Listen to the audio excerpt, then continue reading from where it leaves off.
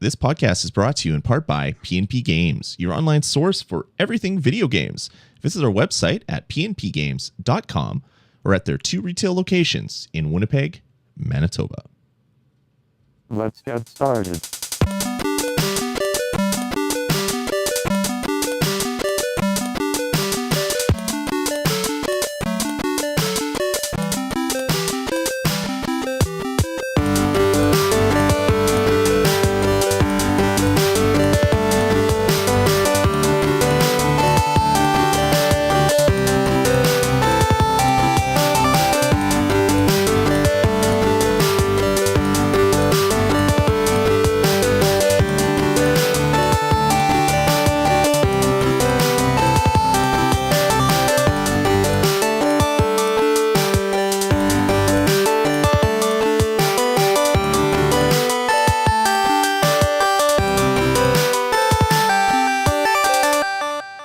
All right, everybody, and welcome to the Bonus Stage Podcast. This is episode number 40. As always, I'm your host, Lloyd Hannison, and joining me, Jeff Ward.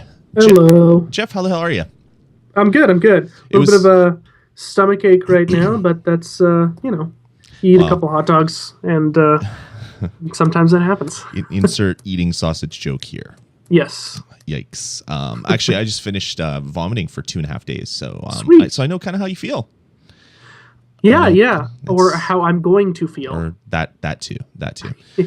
Awesome. Well, it was weird. I flipped on the camera to switch over to both our cameras, and at that exact same moment, you switched over to HD, and I thought I broke something. It was the weirdest thing. Because I'm never in HD. No, and I was just like, oh my god, and now it's back to normal. Oh no, it's back to HD again. So your internet is weird, dude. Yeah, I know. And I called them again this week, and they're like, yeah, we're trying to figure it out. I'm like, that sounds reassuring. Thanks, Shaw Internet. You bastards. That is awesome. All right, well, let's get into the show. First off, just want to remind you guys to go and subscribe to our YouTube channel, youtube.com/VGPod. We're trying to get the subscriber numbers up so we can try some YouTube live streaming. So if you head on over there right now, just click subscribe. And you get the added bonus for free of the entirety of the video shows that we've recorded here on the network available for you for streaming at your will. They're at your beck and call. I think right now we have 135 videos, or 133 videos. Sorry, I lied, up there. So pretty much every podcast that we've recorded in the last year and a half is up there for your viewing. Some older stuff too, when we were doing some demoing and testing. So we got lots of stuff. So you get that added bonus after you subscribe. So please do head on over to vgpodcast.com and youtube.com/VGPod and subscribe to our channel. And it'll make the show better, and you'll get some cool stuff at the same time. So it's win-win-win. Everybody loves cool stuff. Sitting on just over 100 subscribers now, which is I can't remember how many there were the last week, but that means quite a few people. 32, I think we had. That's a good jump. So yeah, it's good. I want to get to about 150. You need 100 for live streaming, but I don't want some mass like exodus or some problem to then cause a show to not work because I'm trying to do that. So yeah, do check it out. youtube.com/VGPod. Lots of stuff there for you guys to check out. And you can, since it's on YouTube, you can watch those videos on pretty much any device. You can do it on your Apple TV, on your Roku, on any of your Android based devices that connect your television or tablets or smartphones or anything like your Wii U, your PlayStation 3, your Xbox. You can get all that stuff there now as well, which is pretty cool. Not that you really want to stare at us for an hour and a half or 2 hours, but you never know. Weirder things have happened. People watch stuff like not many weirder things. I was going to say there's a lot of crappy reality TV on television right now, and we're definitely more entertaining. I would say. Probably. So go Depends check it on out. what we have to fight about. That's true. We need to get in the same room so we can start throwing punches at each other. That would be that'd be fun. It's the first never mind. that was going to be a bad joke, so I'm not even going to say it. All right, that's good. All right, man, let's get into the show. It's been a week, so what have you been playing? I haven't had a lot of time this week to play games, so I haven't been playing a lot. But what I've been playing is like shorter kind of burst stuff. So I have been playing a lot of Call of Duty. There was the multiplayer reveal this week, which I'll talk about later in the show for a little bit. And that kind of, anytime you see someone play Call of Duty, you want to play it because it's that kind of, for me at least, it's that kind of thing where I'm like, that looks like a lot of fun. And it usually is. Sometimes it's not. This time it was fun. I was playing some Modern Warfare 3 last night, playing an Infinity Ward game because the new one coming out, Ghosts, is going to be an Infinity, or sorry, not going to be, is an Infinity Ward game. And I just like how they make games better than Treyarch. I think that they just, even though Call of Duty is effectively the same game for the last 6 or 7 years, Treyarch and Infinity Ward feel different. If you play a lot of Call of Duty, I think you know what I'm talking about. They just have a different feel. They're the same game, but they're not. And it's something that like I can't really explain. It's just you have to kind of play a lot of it to understand what I'm talking about. Anyway, so I was playing some Modern Warfare 3, having some fun doing that. I've still been playing Civ 5 because if I've got a long render, that's a damn good way to pass the time quickly, is playing Civ 5. Loving that game. Again, if you haven't picked it up, do so because you are doing yourself a disservice if you like this style of game. I also downloaded on Steam the Kerbal Space Program, and I don't know if you've heard of this game, Lloyd? No, I have not. Oh, man. It's awesome. So it's like a space exploration rocket building sim, but it almost has like the characters from Worms, but they're not. They're like these tiny little.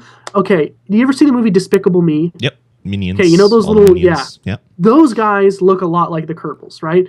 And you basically build rockets with all of these very intricate parts, stasis things so that, your rocket holds together while it's flying. You need a pod on top of it so your Kerbal can sit up there. You build it all in this massive warehouse. And you can add parts, fuel canisters and propulsion and like fins on the sides. You can control, basically the trajectory of it once it gets off the ground. Right. And then you launch it into space. And the point is to see how far into the galaxy you can explore. And, you can land on the moon. I believe I've seen videos of people landing on Mars in the full version of the game. I don't even know if the moon is unlocked in the demo because I never got that far because it's extremely difficult.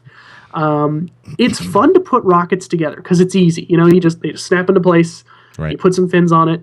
And then you hold down shift to get your thrusters moving, and then you just hit the space bar, arm comes up, and you're off. And most of the time, it works out really good. But, like, the smallest details are huge, or have huge results in this game. Like, if your stabilization fins are off by just a small inch or something, right, the rocket will start to just twist, spin, and eventually it'll go faster and faster. And you can control the spin with the controls in the cockpit, and you can move around with I think it's Q and E, where you can control the rotation, and you can put in different stability systems built into the rocket, so it kind of controls its own trajectory. But it is extremely addicting. It's a ton of fun. And I remember when the first rocket I built, I put a parachute on it because if the rocket doesn't get to where I want it to go, I would like the ability for it to land safely, or at least not in a heap of wreckage, and I could use the parts again.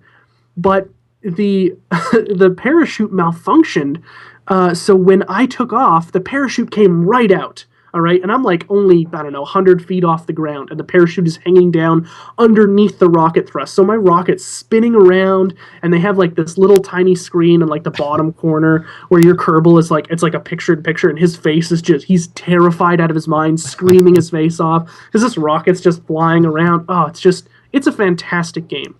And I don't know how long it takes to get to the moon, but it's got to be like That's hilarious. An hour of in-game time. I mean, it's pretty crazy. A lot of people that I watch on YouTube, they will build a rocket, hit launch.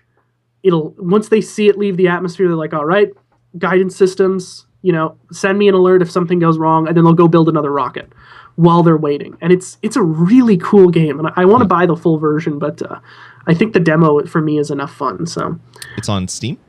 Yes, it is, yeah. I believe it's only... I'm going to double check right now because I think it might be on the Mac as well too, or coming to the Mac. I don't know if they've just checking right now. I think they're working on a Mac port by now. All right, so it's available on Steam, blah, blah, blah, blah. Well, they don't say, even on the website. I'm pretty sure if there's not a Mac port, they're working on a Mac port. Fantastic game, Kerbal Space Program. It's one of the most different games I've played in a long time. That's a horrible sentence. It's a game that's very different from anything else I've played this year. So it's a ton of fun. It's just like this cute little game that there is an insane amount of detail put into it. I believe the developers of this game got help from NASA to build the systems into the game so that they can kind of figure out if this is like true to life. It's very realistic in that regard, except for the fact that you're sending a cartoon into space. So yeah, it's a ton of fun, and I'm gonna dive into it a lot more later on. The last thing I'm playing, I'm kind of embarrassed, not kind of, very embarrassed to admit. It's an iOS game called it's called Campus Crush. Oh no. And I hold on. Let me first of all, before you send in your hate mail, audience, because I know Lloyd's already working on his text message to me right now. It's a game where I just realized that nothing about this that I'm going to explain is going to help my case. No.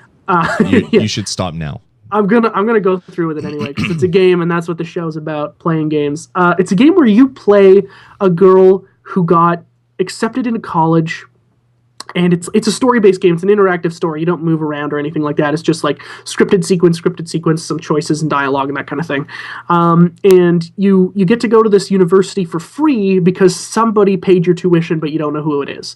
And they say that, listen, you got your scholarship, but the person who paid your tuition, which we're not going to say who it is, they demanded that you have to join a sorority. That's the stipulation. So, like, kind of the crux of the game is trying to, figure out who this person is who paid your tuition and then also join a sorority. And then, you like flirt with guys and stuff and you make a best friend in your dorm room. It's a stupid, stupid game. And in fact, I'm going to pull it up right now so that you can at least see how stupid it looks just from, like, that's the starting screen. Like, it looks stupid. So one has to ask the question. Go ahead. Why? The answer is kind of I don't know, and also I'm a mark for games that just tell a story. Like of all the games that I play, right? Like a lot of them have nothing to do with telling a story. And even though this is a stupid story, for some reason I downloaded it. I was like, well, we'll see what it's like. I like interactive stories. I'm a big fan of Twine games. I'm a big fan of games that are just text-based where you just read and, there's only a few options that you can do. I like that stuff. I'm definitely a mark for it. And this is not in my demographic, I'm not in that game's demographic at all. But for some reason, I'm fascinated by this game, It seems like it's squarely aimed at like the 14 to 16-year-old girl market. If that, even that age seems a little high, to be honest with you. Like it's not a very mature game. Like every guy kind of looks the same, and they're all apparently the cutest guy in the world or something. But for whatever reason, it's like it's this weird game that I'm kind of enjoying. And what they do is the game is free. I would never pay for a game like this, even if it was like a penny. I'd be like, nah, that's too much. The game is now, free. Don't lie to us. You can be honest with us, Jeff. Steven. Sorry, I was looking at Steven's messages right there. That's all right. If it was a nickel, maybe I'd pay for it. But the game is free, and it's divided into chapters, right? Right now at this point, it's like every 5 or 6 minutes of gameplay, there's a new chapter. And you talk to some people, they give you dialogue that you can say, and right now, because I don't care about this game at all or this person that I'm playing, I'm just being the rudest bitch in the world to people, like just ignorant and just rude as hell. Do they respond back like properly? Yeah, they really don't like it. Like, oh, that's good. You get into trouble and stuff, and it's actually kind of interesting how deep this simple game is. And I'm going to use the word deep very loosely, by the way, because it's extremely shallow. But I'm giving Steven in the chat room just quoted me. By the way, this pull quote is not an official Jeff Ward quote, but it says, "I'm giving up COD and MLB," says Jeff, "for games that are marketed to little girls." That's pretty funny.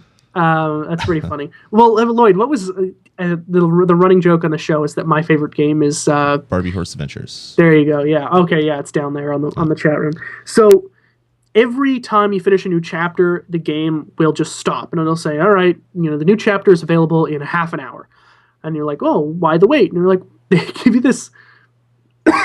Sorry, they give you this excuse, and they say, "Listen, these games take us a long time to make, and we want you to enjoy it, but we also don't want you to beat it so fast that when you're done, there's not another one for you to play. So we make you wait so that we have more time to make a new one for when you're done the game." And I'm like, all right, I guess that sounds okay. Like, I can wait a half hour. And then they're like, but if you really want to play it, give us $1.99. And I'm like, oh, I see.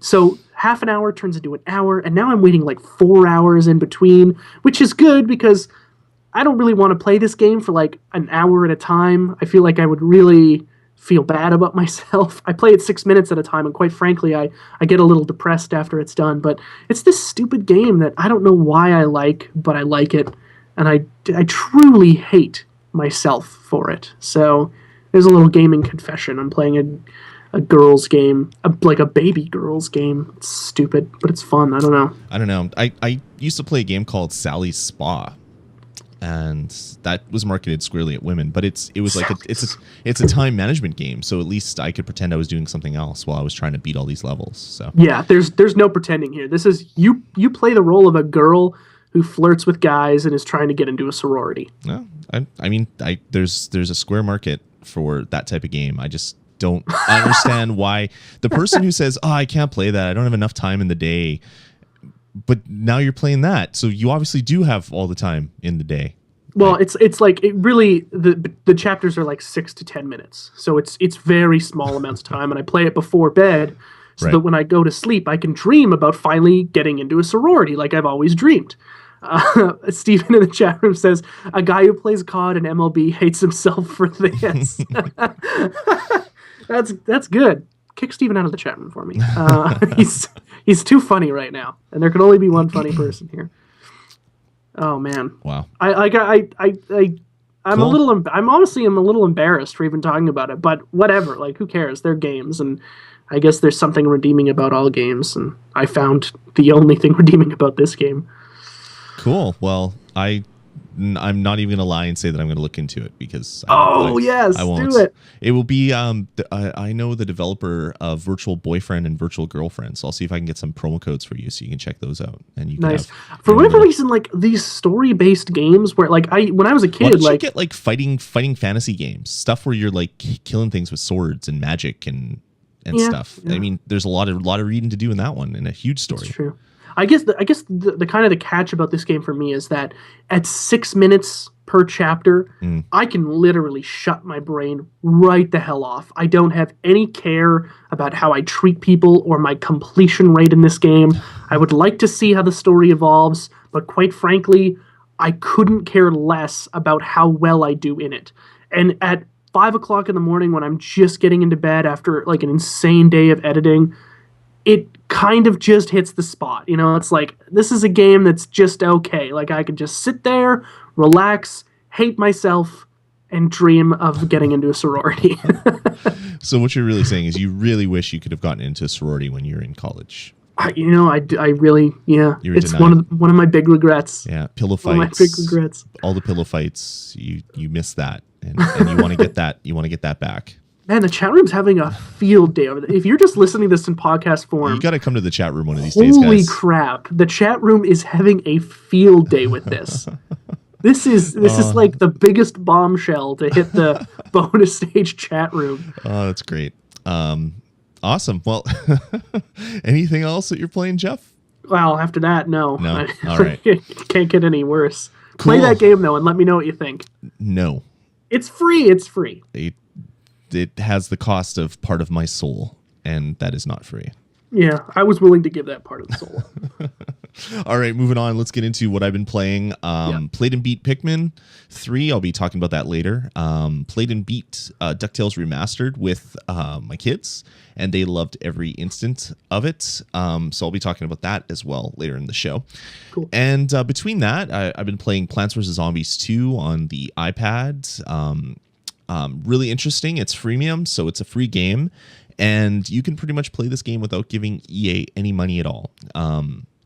They did the free-to-play mode where you can basically buy to unlock things that you're going to get anyway for free. There's actually only one item in this game that you can't get through normal gameplay and grinding. So I've been playing, trying to not spend any money on it and just be patient and do stuff. So it's essentially Plants vs. Zombies like it's always been, but instead you have a world map, and you can go to level and level, kind of pick your level.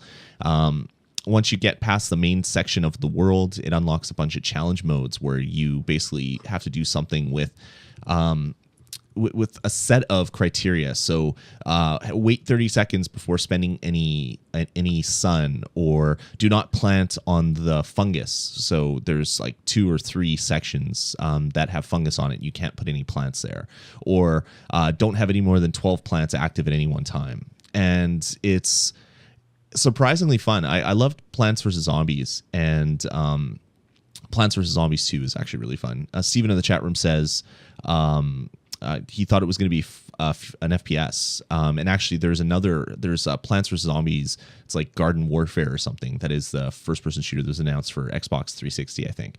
This is just the sequel to Plants vs. Zombies. It's out only on iOS right now, but it eventually will be making its way to multiple platforms. So, is it on the iPhone and the iPad? Yep, yeah, you can play it on both. It'd be a great game to play on the iPad. Yeah, it's so much fun. So check it out if you're into Plants vs. Zombies, because it costs nothing and you can get a hell of a lot of play for next to nothing.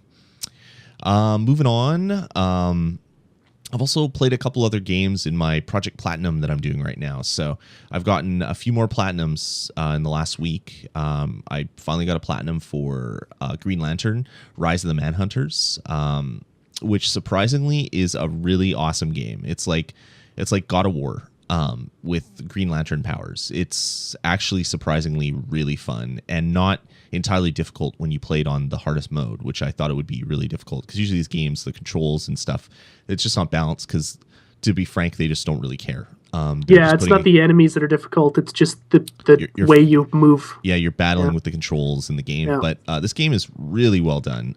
So I played that about 8 to 10 hours, got a platinum. Kids loved it as well, so that was doubly fun. And then I put in my disc of the Sly trilogy and played through the entirety of Sly 1, Sly Thievius Raccoonus, or whatever was the name of the first one. That's a simple platinum. You just play through the game, essentially, and you get it. How long does it take to beat that game? 12 hours? About 12 hours, I guess. Something like that. So so there's that one. And then Sly 2, I've been playing through some of that. I'm maybe a third of the way or half of the way through that game as well. So yeah. Man, how do you have this much time to play games? I was sick for the last 3 days. Yes. So I basically sat there and tried to not vomit and played video games with the kids. So that was basically my week. So played a lot of games and had a lot of fun. So that's my platinum update for right now. Cool. What's your score at now? Or I guess there's no real score, but have you gained a level yet? Or I'm 14 now. I was 13. So yeah, I mean, it's slow. It takes forever to go up now. Once you hit like 12 or 13, it goes really, really slow. I got to say that even though achievements and trophies are effectively the exact same thing, the achievement system and the way it's presented, I think, is a lot better than the trophy system. Oh, yeah. I mean, because you have a point for everything that you do. So you do something, you don't get a bronze trophy, you get X number of points. Yeah. And even though it's the same amount of work to get to that level, right? To fully max out all your achievements or get a platinum, the fact that it's like, I got 1,000 gamer score and you didn't even go up a level, 35,000 is my gamer score or something like that. And that sounds a lot better than I'm level 14, you know? Right. Such a stupid thing. But honestly, achievements mean so much to me. And I hate that they do, because I think like me, a lot of people like me play games now where put it on the 360. I'll play until I get the first achievement, and then I'll look at every single one after that and see, okay, what can I do here? What am I not going to get? What do I have no patience to get? Right. And what are the ones that I'm going to miss? It kind of ruins the game a little bit, but I think part of the fun of playing a game on Xbox is getting achievements, I don't know. It's weird. Such a weird thing. Yeah, I'm just doing it because I have these games sitting here because I bought them for the kids, and I was like, Yeah. might as well get some play out of them before they go in my shelf and never get touched again. So, Yeah. but yeah, having a lot of fun doing that, playing some really awesomely awful games with the kids, and having a good time while doing it. So, Do you have a count on your collection? No, I'd be too scared to put that together. I put together a list of my gameplay for this year so far, all the games that I've played and beat and all that stuff. Did I send that to you? I don't think so. No, I didn't send you a screenshot of that. Let me. No. Max, Fleet420 in the chat room. Him and I were sending text messages the other day, and he now has 1,024 individual games in his collection. Wow. And I think most of these are retro, like probably north of 900 are retro games. So he can't buy another game now because he's at 1024. So he'll have to wait and then make one massive purchase that is another power of two. Yeah, exactly. His game Yeah. won't be in balance. Yeah, that won't work. That won't work, Max. You have to wait. But I mean that's a huge collection. My collection I don't think has ever gotten over 50 games at one time. You know. Yeah, I think right now mine's... How many? 20? Did you say 20? I said 50. Oh, 50. Sorry, yeah. I was reading the chat room, so I didn't mean to ignore you. I easily have over 20 now, Mm-hmm. Probably closer to 40. But when it comes to like keeping games on my shelf for more than a couple of years, like I have to really think, like I'm going to play Red Dead Redemption probably until the day I die. Like I love that game so much that 20 years from now, I'll be like, man, I really want to play Red Dead Redemption. And probably I'll have the disc if it's not available digitally somewhere, right? So, but there are very few games that I'll do that with because, you know, right. I don't know. I don't even know if The Last of Us will stay in my collection as long as, you know, maybe the next few years. I don't know. Yeah, for me, a lot of the games I'm buying recently are digital, which kind of makes it hard to display anything. I just posted a link to that thing I was talking about in the chat room, so you can check it out. I'm keeping a spreadsheet of all my game play. If this isn't the nerdiest thing I've ever seen, well, no, because what I want to do is I want to do an end of year kind of dissection on how many games I start, how many games I beat, all that type of stuff. Just because I have so many games, and I was looking at my shelf like around holiday time, and it's just like I haven't seen the ending for like the vast majority of all these. So I decided to put together a spreadsheet, keeping track of like all the games, when I start them, when I complete them, and all that stuff. More so just to keep me in check, because I'll feel guilty if I see a lot of beat games in my list. So now I'm using this as a way to basically push on and beat games and play a lot of games. So yeah, I think it's when I'm looking at it, I think it's like 40 some odd, 42 or 44 games that I've played this year, and that's newer stuff. Like I don't count games that are older that I've played before. This is just like newer stuff that I picked up for the first time this year. And it's like, yeah, it's let's see. You got Minecraft on there. It's 50. It's 50 wow. games. So on the list, the image isn't the most updated one. I think there's a couple other things that have been added to it. But yeah. You have Minecraft on there. That's not a game you can finish. So. No. Well, a lot of games on here aren't that I finished. I just put them there because I played it. And actually, that one should come off the list because I didn't actually play it. I downloaded the demo and never started it and this just for the 360 version. Because then I realized I'm never going to buy gold. So what's the point playing this when I can play it on my iPad or my PC? So I should actually. Is the mobile version of Minecraft good? Because like honestly, I played it on the iPhone. I was like, this is shit. Yeah, it is. It gets better. It's like the first version of Minecraft was crap compared to what it is now. It was still fun at the time, and yeah, it's just like that as well. But yeah, this is my project this year, and I've been keeping track of all that stuff. And I should keep track just like you, because I think it would be good to kind of compare. You know, like because we both play a lot of the same games, but as we know from Campus Crush. Some games only one of us play, you know? Yep. Yeah, I guess if you had iOS games on here, this list would be 100 more easily. I have another tab on the spreadsheet for iOS games, and there's one game on it because then I realized, I'm not going to do this. Yeah, screw that. Because I play, and I rarely beat many iOS games because a lot of them just don't have an ending, or it's like get 3 stars in every level. It's like, well, I'm not going to spend 50 hours trying to get 3 stars in every level before I do a review of it. I got the gist of the game and beat all the main parts of the game, and I can do a review on the other show. But yeah, so this for me was just a way to get stuff ready for a end of year post, and also so I can kind of remember what I played this year. So when I'm thinking about my game of the year, I'm not just looking at release list 2013 and looking through the list like, oh yeah, I played that. Oh yeah, I played that. Oh yeah, I played that. Yeah, that's what I do, and it takes a lot longer. Yeah, so now I can look at this and say, oh yeah, I loved Tomb Raider. I loved BioShock Infinite. I loved Guacamelee. I loved Far Cry 3 Blood Dragon, and I can just add them to a list when I'm smoothing it down. Not like you that makes like 17 lists of his lists and then makes more lists of those lists while making lists. Well, so it's very well known that I take way too long to make a list. But for some reason, I can't do it any other way. Like I have to put a lot of thought into it.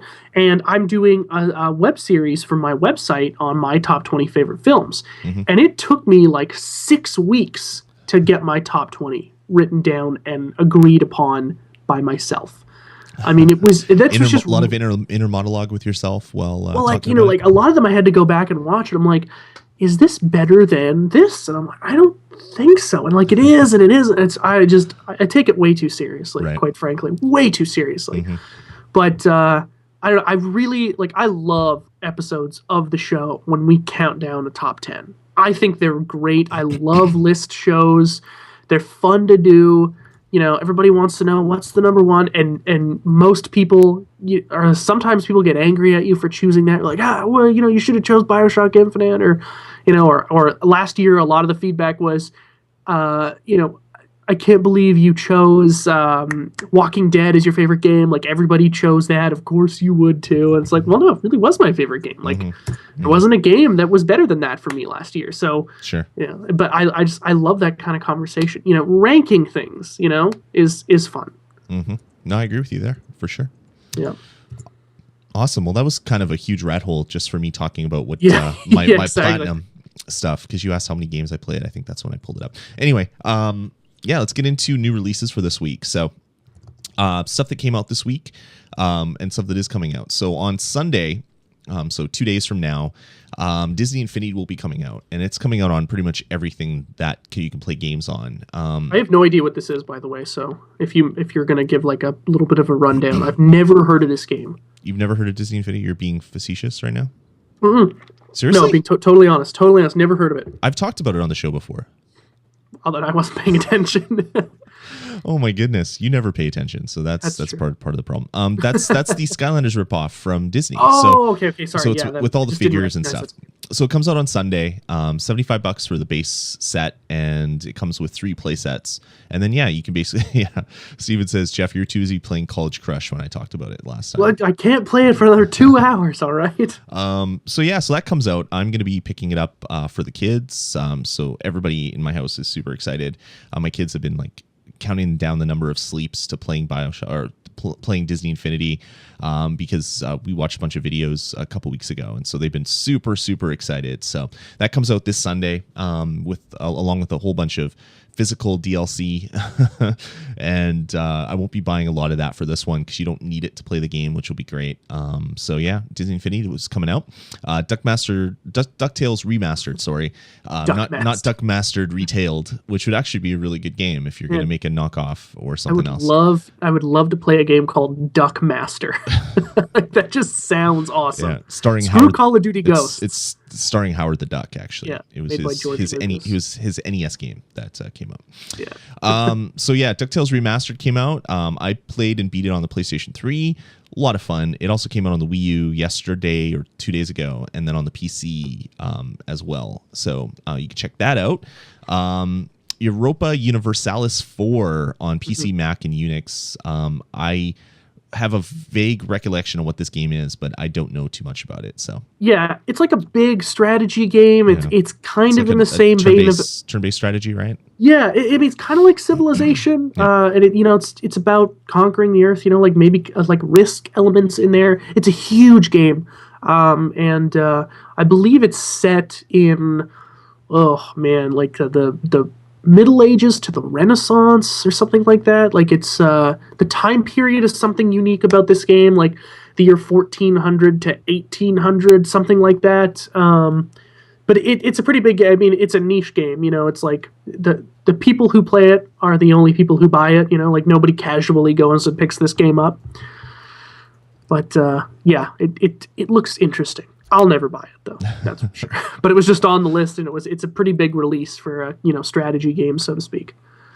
Right. Cool. Yeah. What else? We have Mario and Luigi, which I guess is also on Sunday as well too, right? It was last Sunday. Last Sunday. Yeah. Oh, so that came out last Sunday. I downloaded it, started playing it. Good? It's not as good as I hoped, to be honest. So is it good as the last one? Because is this a sequel to the last Mario and Luigi game, right? They're not really sequels. It's like Mario games. Like no Mario is a direct sequel to any other one. Like there's no continuity between them games, but yeah, it's set in the same world, same kind of gameplay and stuff. Yeah, it's okay. It didn't wow me right off the bat, which is a little bit sad. So, but yeah, it's there. It came out. That's pretty cool.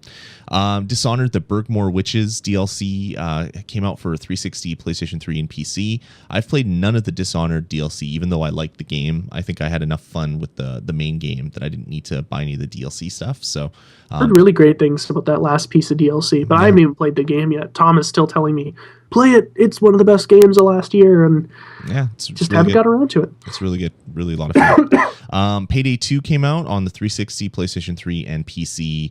I've been hearing all sorts of awesome about this game. Basically, you get together online with a bunch of friends and commit crimes, rob banks, and do stuff. And it's like Left 4 Dead, except instead of being attacked by zombies, you're being attacked by police officers that are trying to stop you from stealing money. Huge risk reward system as you're robbing different stores and banks and other things. You have to either end the mission or keep going back for more loot. Big persistent kind of character stuff where you collect money, you can use it to upgrade your character, buy new masks and things like that, and that carries with you from mission to mission. So it looks like a lot of fun. We're watching a lot of gameplay of it, and I'm like, this game looks like a blast.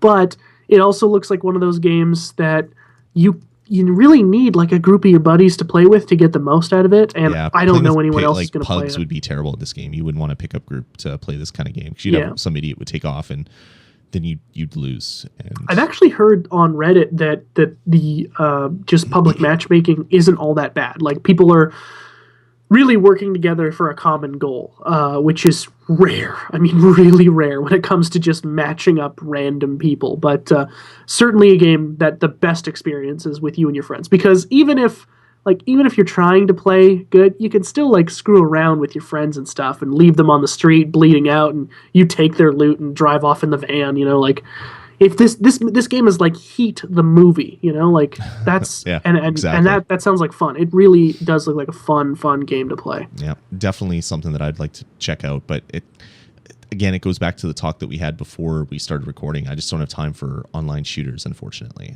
I have to draw. You do a have line time somewhere. for Campus Crush though. No, I in fact do not.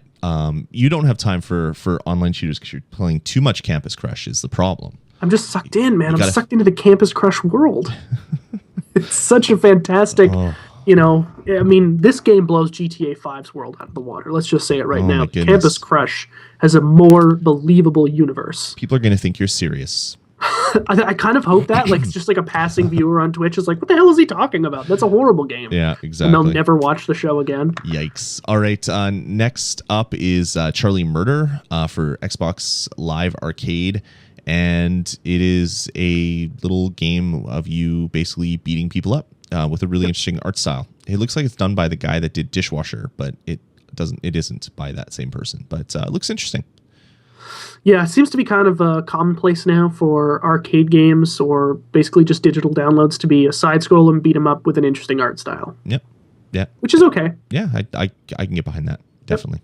Yep. And then Gone Home came out on PC, which is this big storytelling game set in like 1995 or something. And there's people posting online about how they cried like gallons of tears while playing the game, and it's just like, wow. That implies that they've captured and then measured their tears. Yeah, they do. Doesn't everybody? I mean, 2 huge milk jugs of tears. I was horribly dehydrated. But it's getting really amazing reviews all over. I want to check it out. It's $20, so I might have to pick it up somewhere. I think it's on Steam. It is on Steam. Yeah. I might wait for a Steam sale. You can also buy it direct from the developer as well. But But I'm yeah, gonna get it. I want to play it this weekend. It looks really good. That's my kind of game. Like, you should be playing this instead of Campus Crush. I was gonna say, I think it might be a step up from Campus Crush. I think so. It's done by the same developer, I think so. I already know that their track record is good.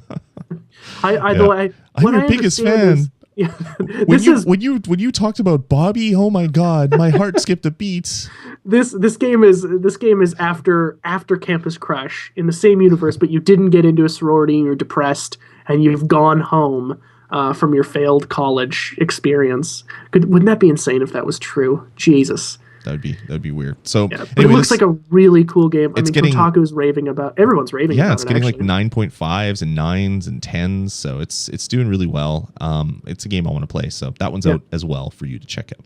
It reminds me of. I don't know if anyone's played Dear Esther. I actually haven't played it, but I've watched a lot of video. It reminds me of that game. A game where you were in an environment, you can move around first person. But the game, I'm pretty sure I think Dear Esther is what I'm talking about.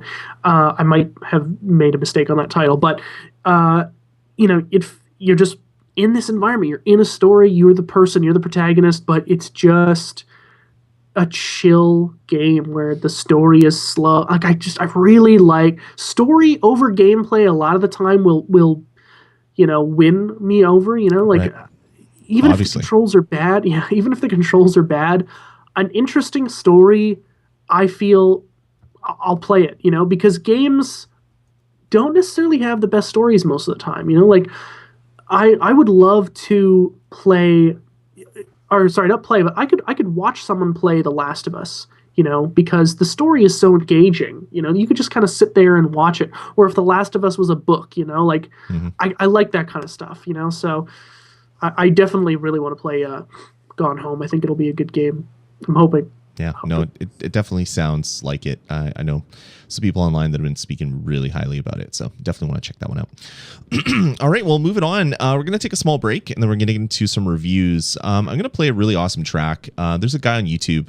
His name is Smooth McGroove, and he basically does a cappella, I guess, renditions of different music. And if you watch his videos, it's essentially like 9 copies of him recording the different parts of the song and playing the videos at the same time. And he always like does stupid things. He wears like a hat, and he always has his cat in one of the little squares. Cats are stupid. But his cat makes the video. No, just kidding. No, but just his style of doing this. I can listen to this guy all day. But he put up a little while ago the Super Mario World overworld theme, and I listened to this a bunch of times in a row at work and annoyed pretty much everybody in my office, which was probably not a good thing. But I wanted to play this one here because it's video game focused, and this guy's awesome. So we'll post a link to his work in the show notes. But here you go. We'll take a couple minute break and listen to some Super Mario World overworld theme a cappella by Smooth McGroove. So see you guys in a couple.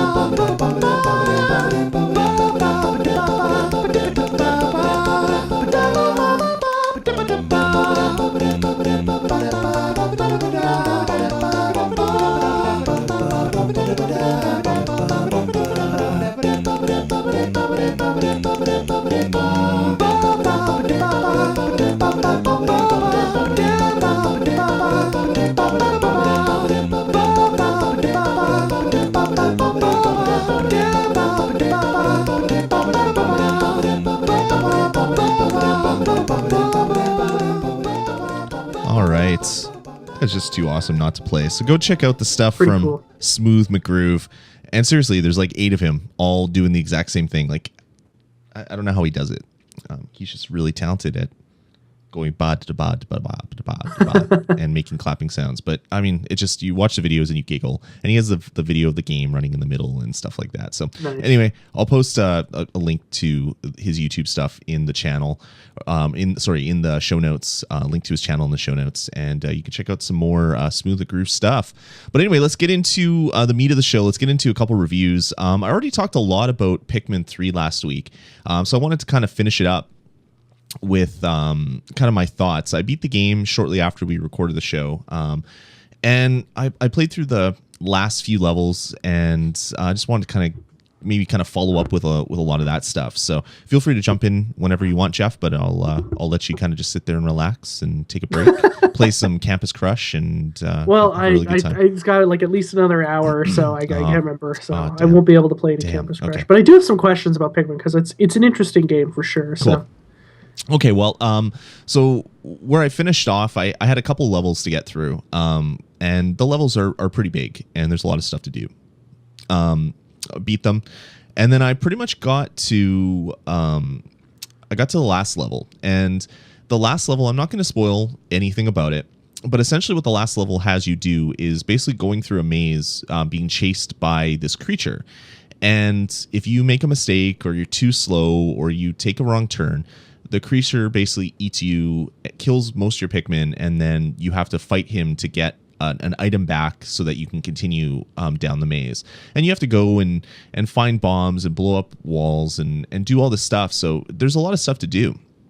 And I was sitting there and I was getting frustrated with this game, which was so unlike any other experience that I had with Pikmin 3. Like, pretty much Pikmin 3 was Nintendo Joy bottled up and served to you in a cold glass. Like, it was wonderful. Like, the whole game from side to side, from start to finish, I was smiling, I was having fun, I was giggling, I was laughing.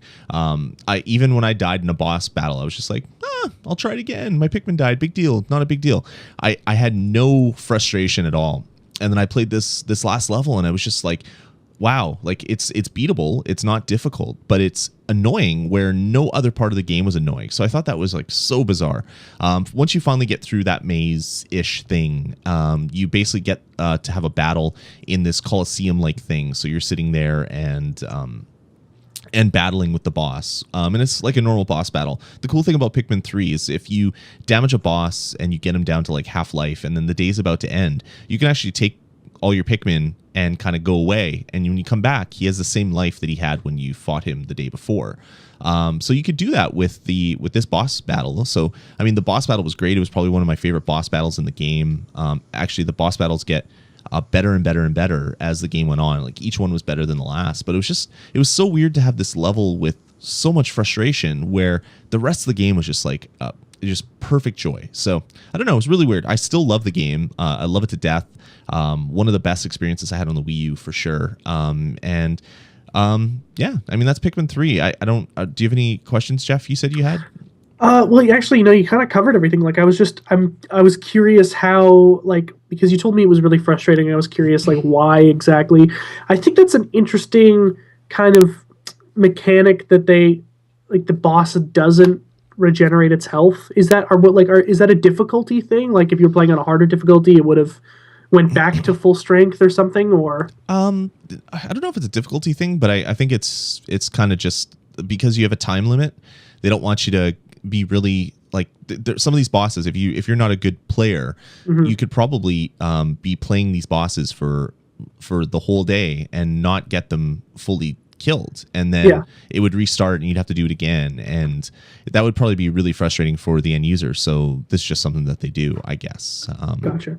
How long is 1 day in-game time? I think it's 20 minutes. I think a full minutes. day is about 20 minutes of gameplay. I could be wrong, could be a half hour, but yeah, it's not a lot of time, but it's not a little amount of time either. But yeah, I mean, it's good. It's like I said, it's pure joy, pure Nintendo joy, which is always great to see. Like Nintendo does it right, man. They really know what they're doing when they release a game and they release it when it's 100% done. I mean, you get an experience unlike pretty much any other game developer. So I would agree with that. It is kind of hard to compare with just the silly creativity of Nintendo and their ability to pull. Like, I think if you really want to know what Nintendo is about as a company that makes games, the best way to describe it is like just go and play Super Mario Galaxy. Yep. Somehow they figured out a way that, and to a further extent, Super Mario Galaxy 2, which was better than the original. Like how they had that idea on paper and got it to work and made it play that well is mind-boggling. I don't think anyone's done anything like that before. Quite frankly, I don't think anyone will ever do anything like that again. Well, even like Super Mario 64, the first time that a 3D platformer had ever been done. Yeah. And it was done probably the best one that had ever been done for years. Like there was so many people ripping it off. There was Crash Bandicoot and there was Bubsy and there was Spyro and all these other games that came after it. And they all paled in comparison to just how good that game was. Because, and even then, like Mario 64 was a launch title for the 64, was it, right? Yeah, Pac-Man, I believe. So a couple of years late, took like 2 years for games to come out and actually compete with that. It was, it was more than 2 years. Yeah, it was 5 years. Like no 3D platformers were well done forever, and they were always compared to Super Mario 64. It's like, well, like Nintendo can do it. How come you can't do it? You'd see that everywhere. And not that Mario 64 had amazing controls. There were problems with it, but for sure. For what it was, I mean, it was about as good as anyone could ask for. Well, it's what Nintendo does. They do something for the first time, and they do it. So Trey's saying it wasn't a pack-in. Okay, I bought it with the system. That's probably where I got confused with that. But yeah, it was a launch title, and yeah, like they do something first, and they do it awesome. Like they had the first analog control, they had the first shoulder buttons, they had the first like real D-pad that was functional, first motion controller, first wireless controller that really worked with the Wavebird. Like they're firsts from like every single generation. There's a first that no one else has done, and it takes a while for the industry to catch up, which is why it's kind of so sad to see the Wii U failing so much as it is, because it's just like, wow, Nintendo's done so much good, and now they're taking such they're having a lot of stuff handed to them on this console release. It's kind of really annoying. is sad. I mean, I don't think. I mean, to say that it's the end of Nintendo, like some game blogs are saying, is extremely premature and also false. No, Nintendo could forever make games just for Nintendo branded consoles, and they would still make money, and they would do pretty good for themselves. And I don't think that the money they're losing on the Wii is more than the money they're making on the 3DS. Oh yeah. Yeah. So, and like, if for no other reason to buy Pikmin 3 after your review, if you have a Wii U, you should play it just so you can play your Wii U. You know, wipe the it's dust. a Nintendo game on a Nintendo console. That right there should just sell it for you. Yep. Yeah, exactly. So anyway, that's kind of my follow-up to what I was talking about in the last episode. If you want to hear a full review, check out the last Nintendo Pulse that we did. Recorded it last night. It'll be up for download in the morning if you're in the chat room, or it'll be up by the time that you hear this if you're just listening at home. It's episode 57 of the bonus stage, or of the Nintendo Pulse rather. And check it out. Steven and I both played the game, so we both give our thoughts and do a review of the game. So do check that one out. So my question to you, my final question is, this is a PMP sponsored review. Are you going to buy the game, having beat it? I will eventually. I want to own it for sure. Yeah, but just not right away. Yeah. Cool. Yep. Good game. Cool. Let's do this. So this is. I'll play some of the DuckTales music in the background while I talk about DuckTales Remastered. So DuckTales Remastered, I ended up picking it up on the PlayStation 3. Mainly because I'm a Plus member and I got 20% off, so I saved $3 on the download. This is fully a game that I wanted to play on my Wii U because it just feels like such a Nintendo title to me, because it's one of the games that I remember just so much from playing in my past. So I loved the original on NES, played the hell out of it with that, and like Rescue Rangers and other titles was just so much fun. So DuckTales Remastered is a redone version of the original classic DuckTales for the NES. It's done by WayForward, and they've basically taken the whole game and they've drawn it out. They basically fully cell animated everything. So instead of little tiny sprites, you have this really beautiful like hand painted cell artwork that they did for it. The game itself is beautiful. They've added a whole bunch of stuff to the game. They've added cutscenes and they've redone boss battles, and like the boss battles are pretty simplistic on the NES, so they've added multi-stage, multi-phase boss battles, and really just kind of touch this game with love from start to finish. I played the game on easy because I heard that if you play on any other difficulty, it's exactly like the NES version. So you could be right near the end of the level and played for 45 minutes getting there, and you basically die and you have to restart. Oh man. And it's just like, okay, that is retro. That's how it was, right? Yeah. But I don't want that. So I played on easy and had a lot of fun playing with the kids. The kids are obsessed with DuckTales now, so I'm going to go buy all the DVD sets. Even though I don't have a DVD player in my house anymore, I'll have to watch it on the PlayStation 3, I guess. And we're going to watch all the DuckTales cartoons because they're really obsessed with DuckTales right now, which has been a lot of fun. But yeah, it's a great game. So if you haven't played the original, basically you're in a platformer. The original was done basically by the Mega Man team, which is a lot of fun. So you can see a lot of the Mega Man love in it. And you play as Scrooge McDuck, and you are basically jumping around. I'm going to turn the music down because it's about to stop anyway. That was Super FX's version of the DuckTales theme as well. The Moon theme, actually. So the original, you play Scrooge McDuck, and it's a platformer, so you're running and jumping and avoiding enemies and stuff. And once you jump in the air, if you hit the cane button, you'll actually use your cane as a pogo stick, and that's your main way of attacking enemies and your main way of avoiding damage and getting around the level. So they've kept all of the gameplay mechanics in this new version. It just looks better. In fact, most of the levels are screen for screen reproductions of the original and NES stuff. So if you know where a secret box is that you have to jump to make appear, you can pretty much do that in this version, and it will appear. Oh, that's cool. Yeah, it's really well done.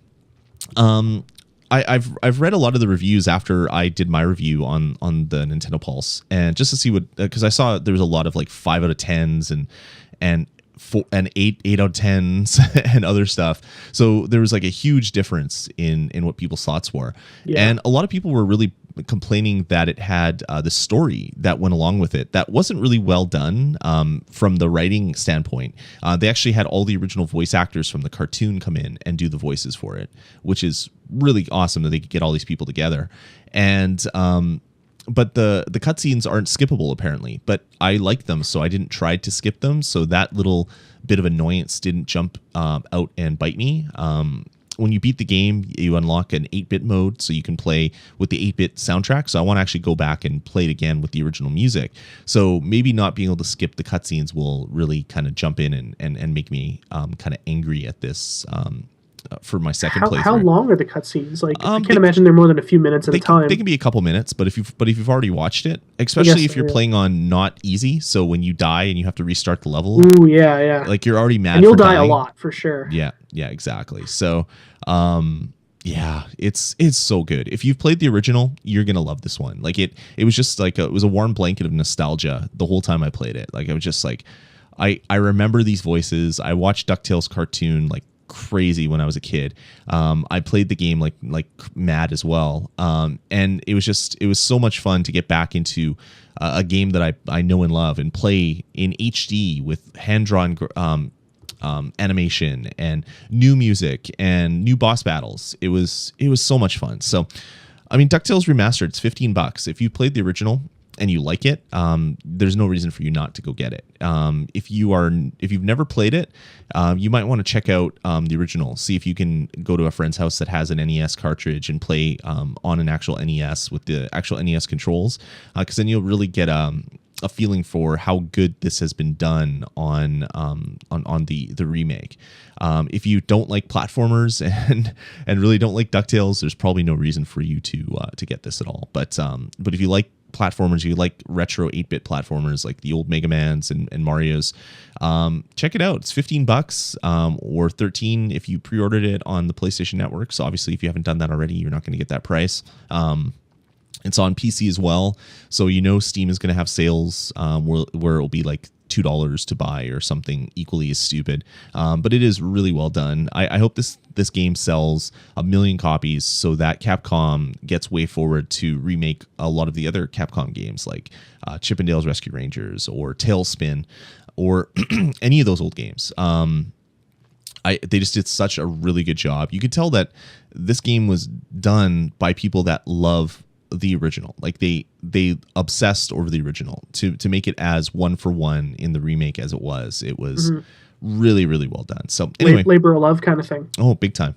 You could tell that they obviously really loved the source material. So do check it out. So DuckTales Remastered. Let's play it and let us know what you think. I loved it, but I love the original, so maybe that's $15 is that borderline price where it's like this isn't too much, but it's like $1 away from being too much, But it's like, well, I'll still play it, but I don't know. I think if it was $10, I think it'd be a lot easier to enjoy, Yep. Feel like you got a deal. I don't think $15 is a ripoff because I know some very hard work went into making this game, but yeah, it's like, oh, it's just borderline, that's, I think $15 is at this point the most we're willing to spend on a downloadable game. At least that's what it seems like, because rarely do you see a game that's more than that, unless it's something that's been discounted from a higher price.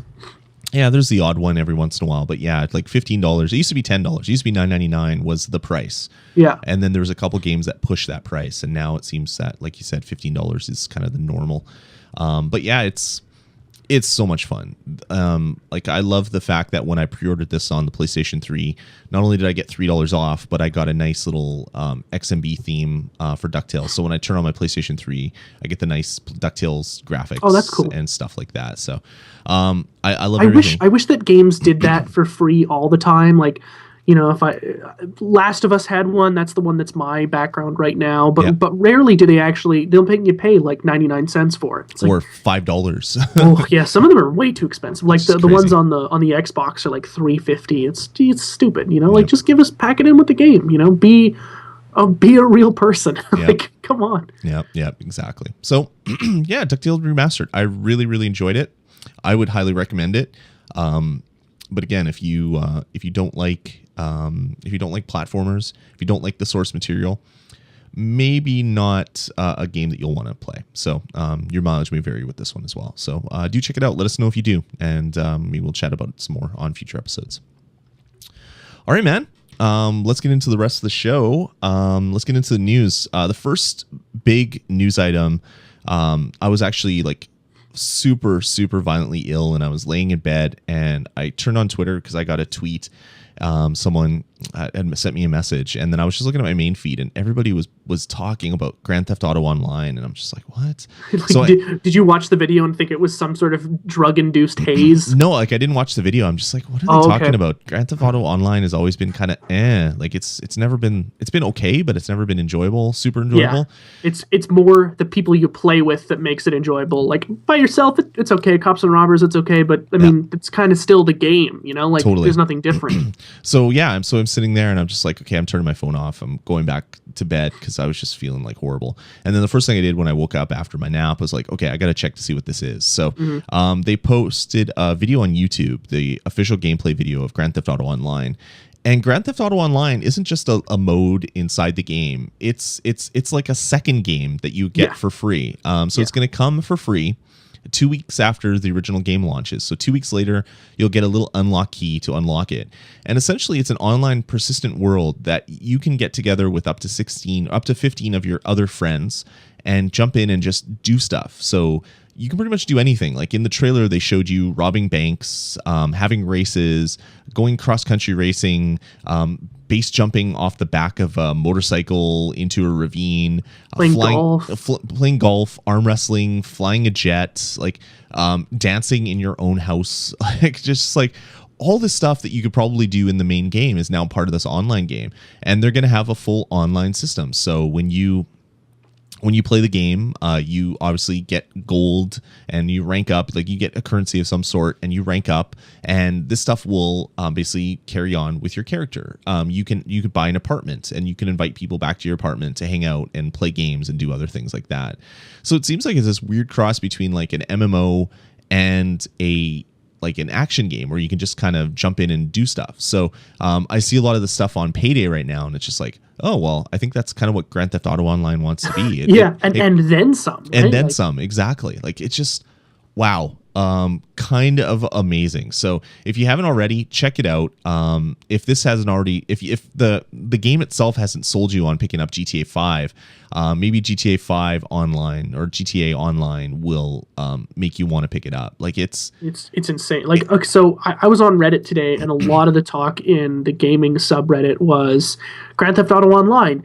It's like PlayStation Home, but not a huge piece of shit, like it's so freaking cool. Yeah. And the fact that you just buy the game and then a couple weeks later you get this for free, like when we just talked about the pricing of games on the arcade or online, $15. This is a game here, Grand Theft Auto 5, that if they charged $120 for it, twice as much as it normally would be, I don't think anyone would be able to complain about it being that expensive when you see how much stuff you can do in it.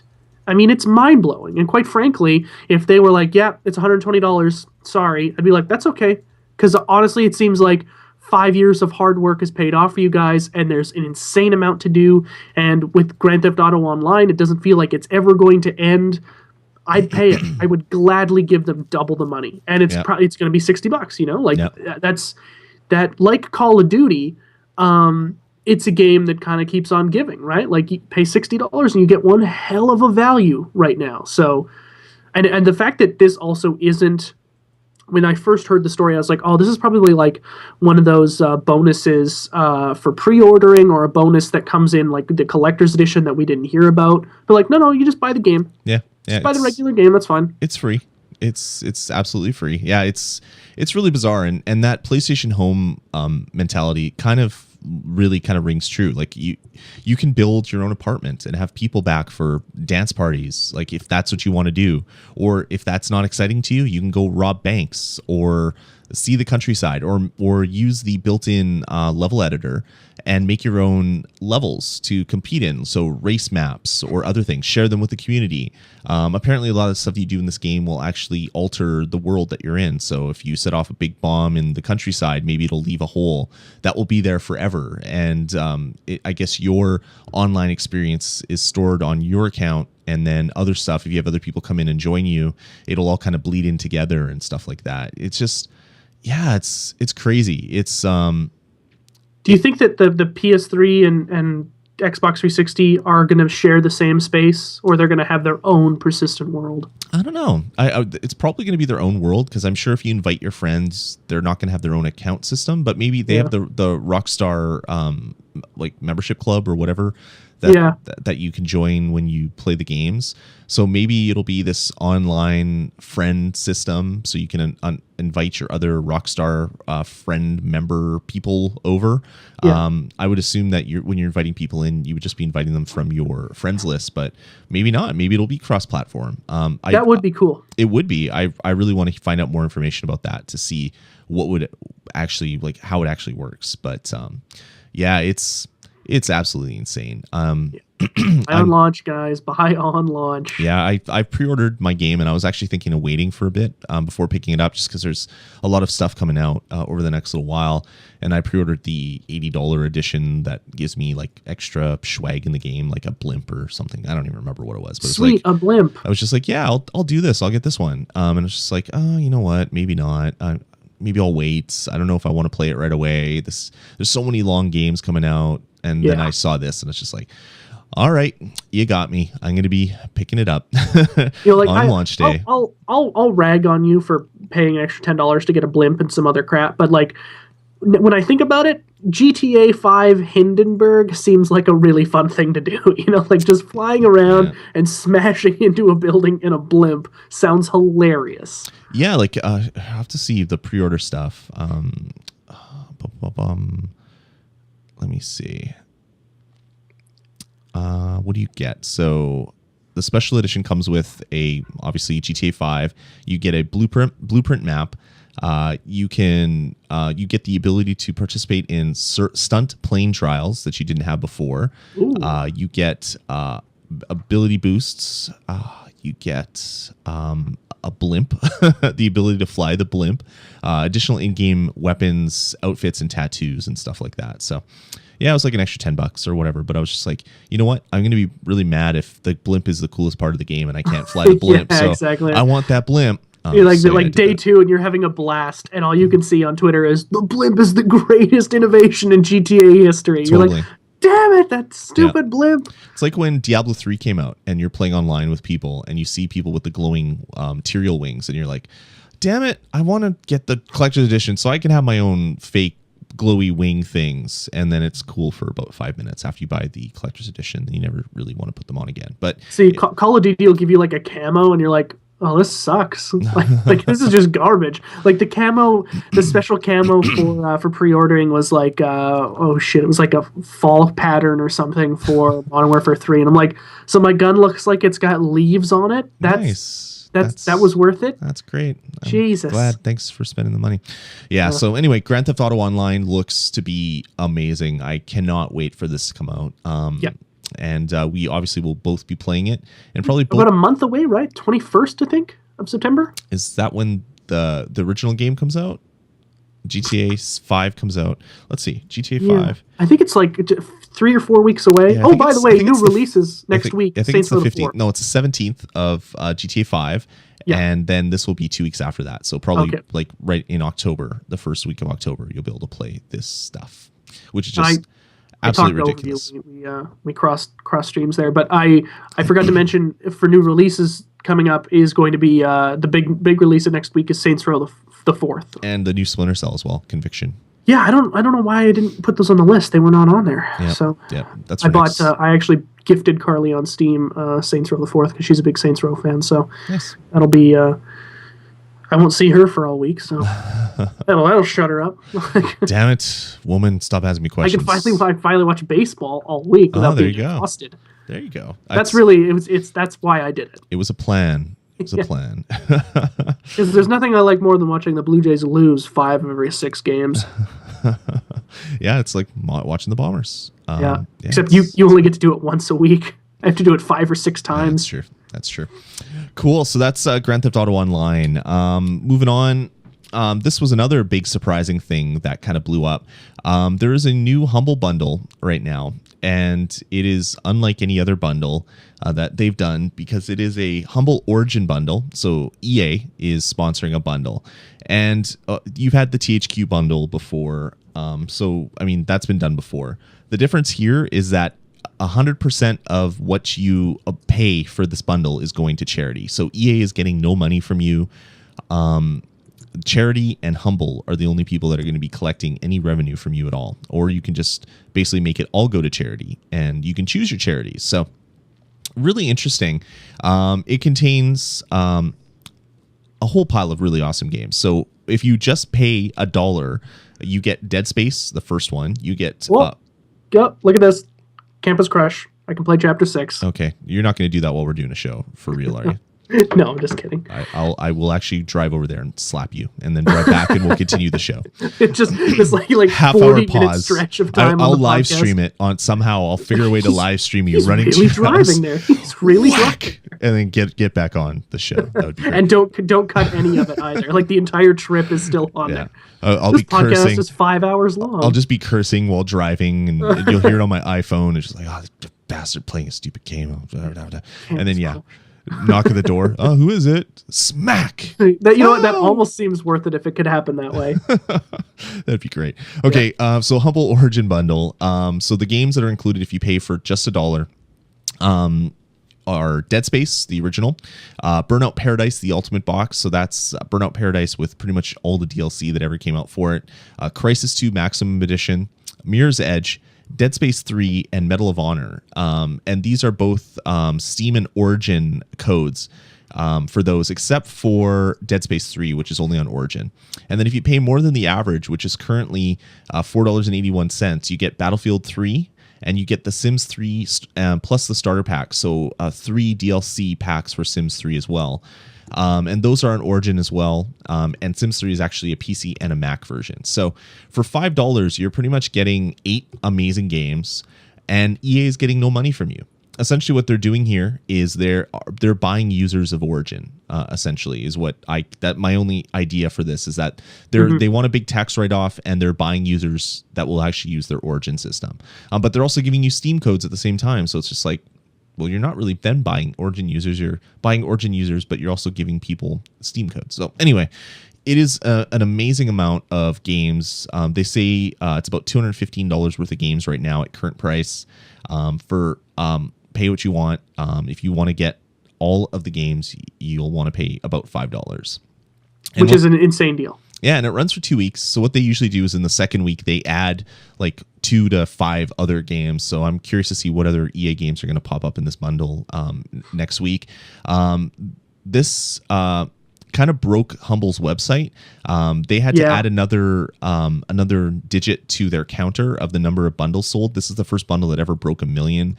They're at about 120 million, 1,120,000 bundles sold. Or 1.2 million, I guess would be the better way to say it. Because 1,200,000 bundles sold almost. So 1.2 million bundles sold. They've raised, the average payments are $5.7 million in payments. So that is going to be the lion's share of that is going to be all for charity. That almost 1.2 million purchases. $4.81 is the current average, or the average price. So if you have to beat that, I bought it for $5. It's crazy, and the reason why I bought it is because I don't play PC games very often at all. I eventually want to hook up a machine to my television and start gaming that way. So eventually I will play these games, but right now I won't. I wanted to buy Sims 3 for my wife, and she has a Mac, so I was looking for Sims 3 for a while, and it's still like the $40 to buy Sims 3. That's EA. And then this came out, and it's like, oh, I get Sims 3 for $5. Yes, please. So yeah, I bought this pretty much just to get Sims 3 for my wife, but I'm going to play a bunch of these other games as well. Especially Mirror's Edge. It's a game that I've never played that I've always wanted to play, and now I have the PC version. So it's fantastic. And when they announced the sequel, I was like, it's about time. Unfortunately, it's one of those games that. So I think it was in the year 2008, one of the best gaming years on record. That EA put a ton of money into building new IPs. Yep. Dead Space was one, and Mirror's Edge was one, and there were a couple more that I can't remember. And Dead Space did really well. Obviously, spawned franchise. And Mirror's Edge was critically acclaimed, had fantastic controls, revolutionary, did not do very well in the money, which was devastating because it really is a fantastic game. I must have beat it 5 or 6 times at least. It was a blast to play, especially when you got really good with the controls. It was really great. Yep. And I think the sequel's coming out next year. So I'm super pumped because it's been too long, and I it's a game that on paper didn't deserve to have a sequel because of how many it sold, but I'm very happy that that's coming. So you're going to have to play Mirror's Edge as soon as you can. Hook up an Xbox controller to your PC and play it because it's really great. You're going to like it. Yeah, no, it's I can't wait. So yeah, check it out, humblebundle.com. You can get amazing stack of EA games and pretty much not give EA any money, which should make you smile if you're a gamer that has basically been pissed off by EA at any point over the last 10 years. So yeah. So there is a dark side to these humble bundles, and not by their own doing, by the way, but by the nefarious deeds of internet lurkers. It happened a lot with this one, but it's happened with every single one. Because these games are digital, you get codes. And what these people will do smartly, but like it's very dirty, is they'll post them online and say like, hey, listen, like for people who don't know what the Humble Bundle is, they're like, I got all these game codes, I don't want them, I'll sell them discounted to you, and then they'll make money off of the Humble Bundle. And they're on Craigslist, and they're on eBay, and they're on Kijiji.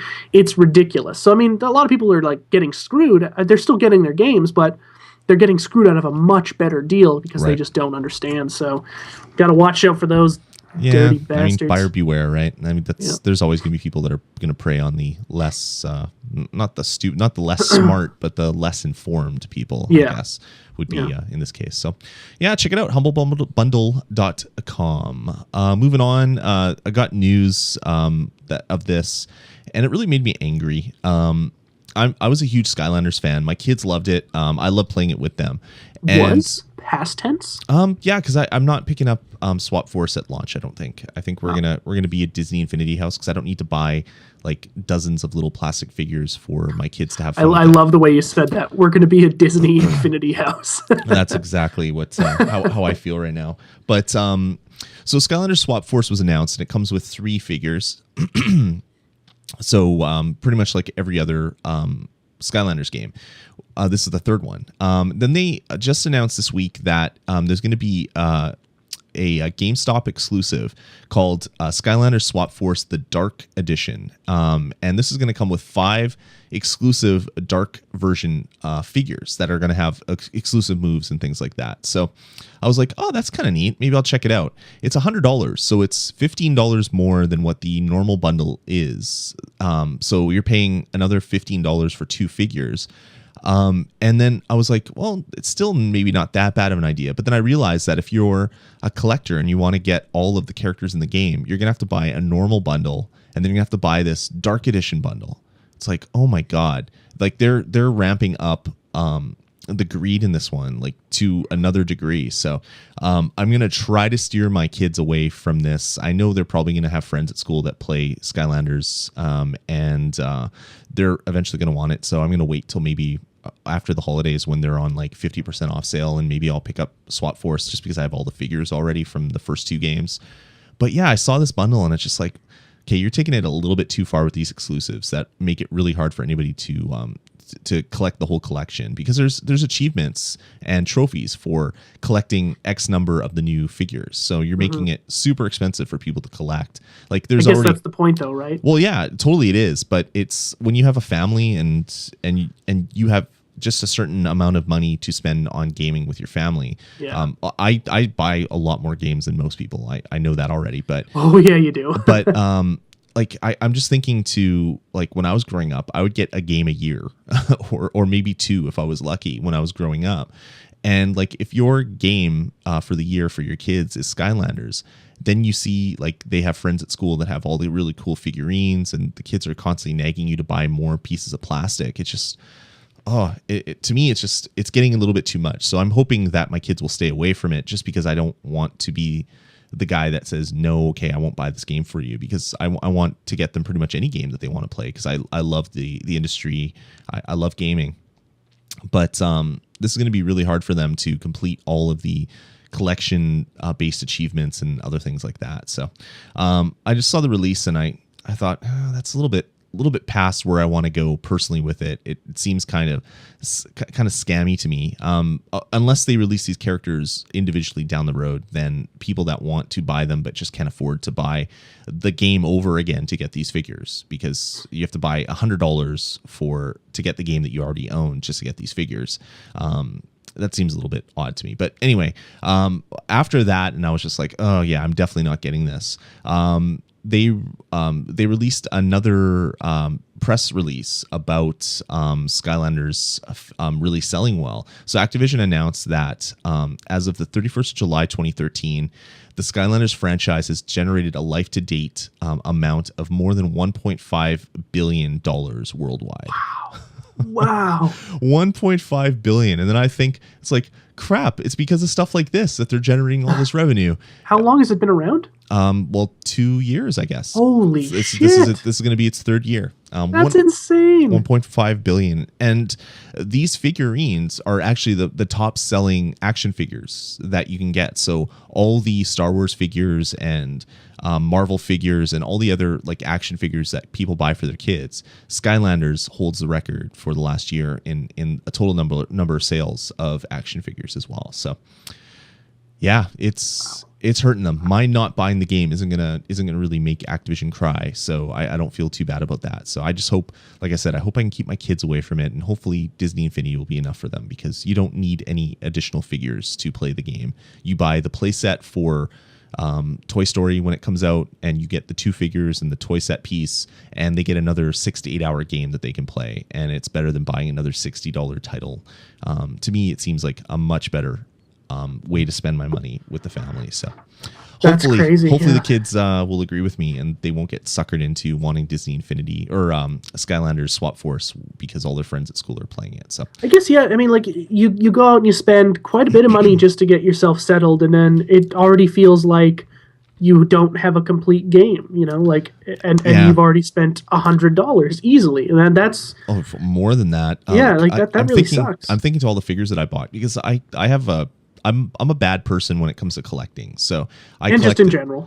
I'm a bad person in general, but I'm bad when it comes to collecting. So when I was a kid, I collected sports cards and comics and coins and buttons and you name it, anything that was collectible. Buttons. Yeah, like you know those like buttons that you pin to yourself, like not a button for a shirt, but like, you know, like badges, or like a something. badge, yeah, Okay. like those types of things. Like I had a big piece of fabric, and whenever you'd get things, I'd put them on the thing.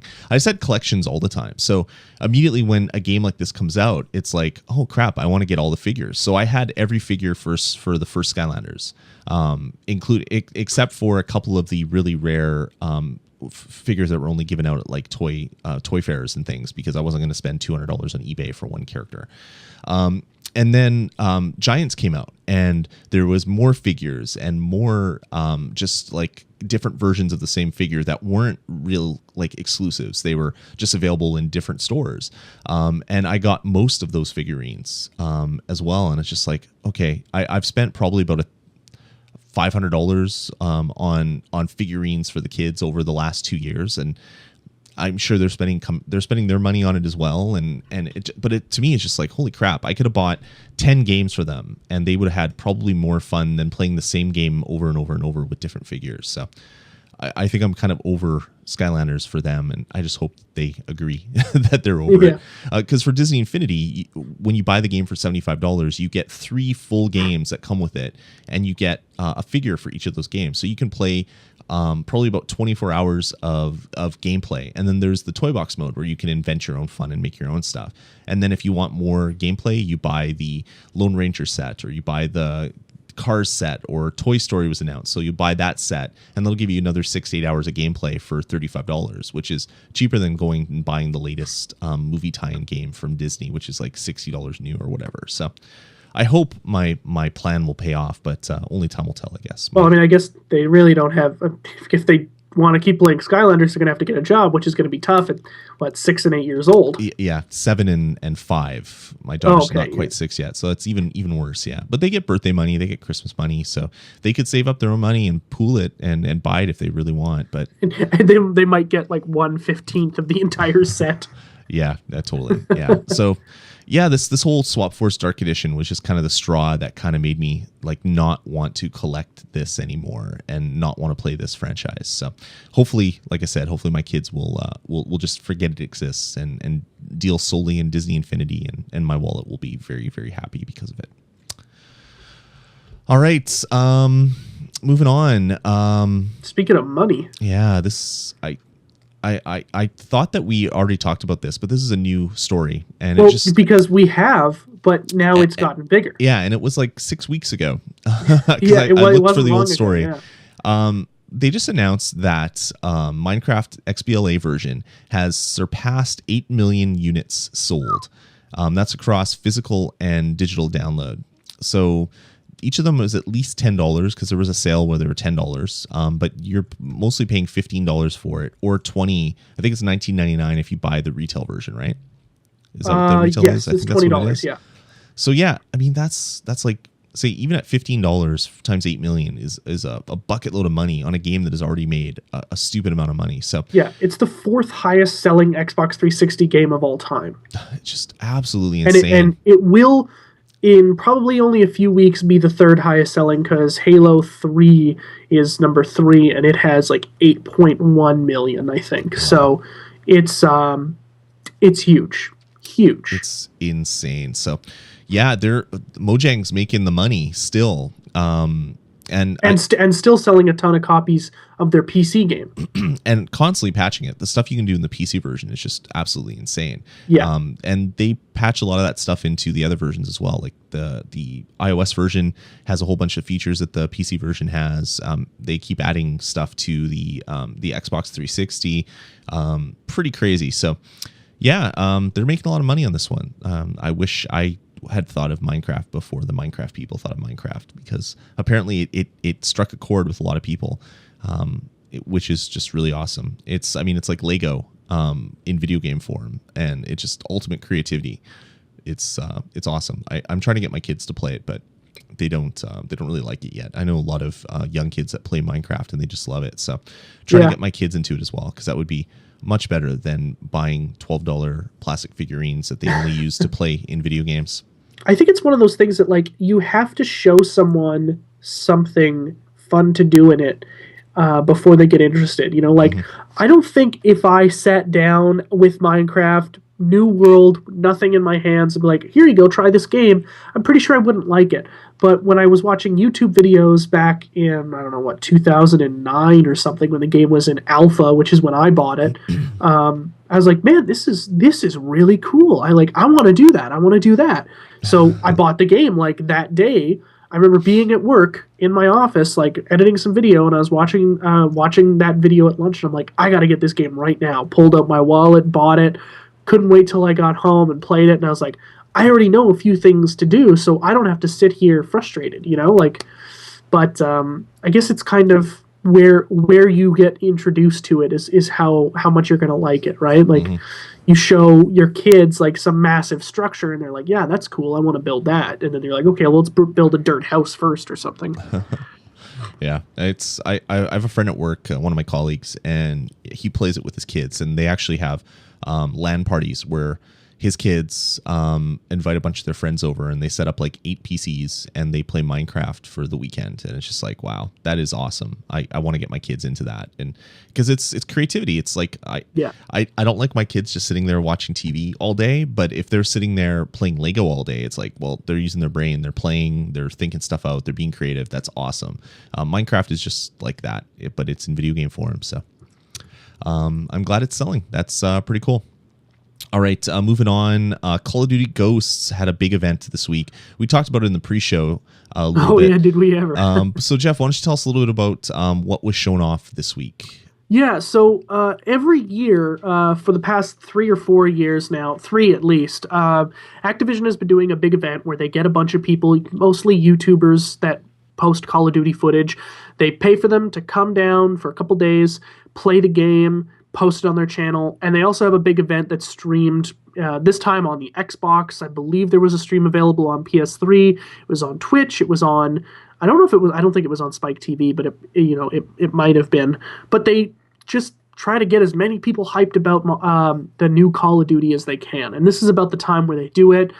August, September kind of thing, and what they did was they showed off a big chunk of the game. I mean, it was like an hour-long press conference kind of thing where they had a bunch of guys in suits come out and say, here's what Call of Duty Ghosts is going to be, and here's how we're changing it, and here's the new engine, and because they built a new, well, they didn't really build a new engine, but they tweaked the engine a lot, the one they were currently using, to make it a much different experience. I think, and I don't know a lot about the tech in a game engine, but I think like any kind of game company will just add things and tweak things to their current engine instead of starting from scratch. It seems like a much better idea. I believe DICE does this with Frostbite and Frostbite 2, same engine, but they just tweak it a bunch. They fix a bunch of stuff that's broken, and they add some new features, and that's their new engine. It's not new as in brand new, but it's new as in we made a lot of improvements, and that's the next phase, right? Yeah, for most of that stuff, it is mostly brand new. They've taken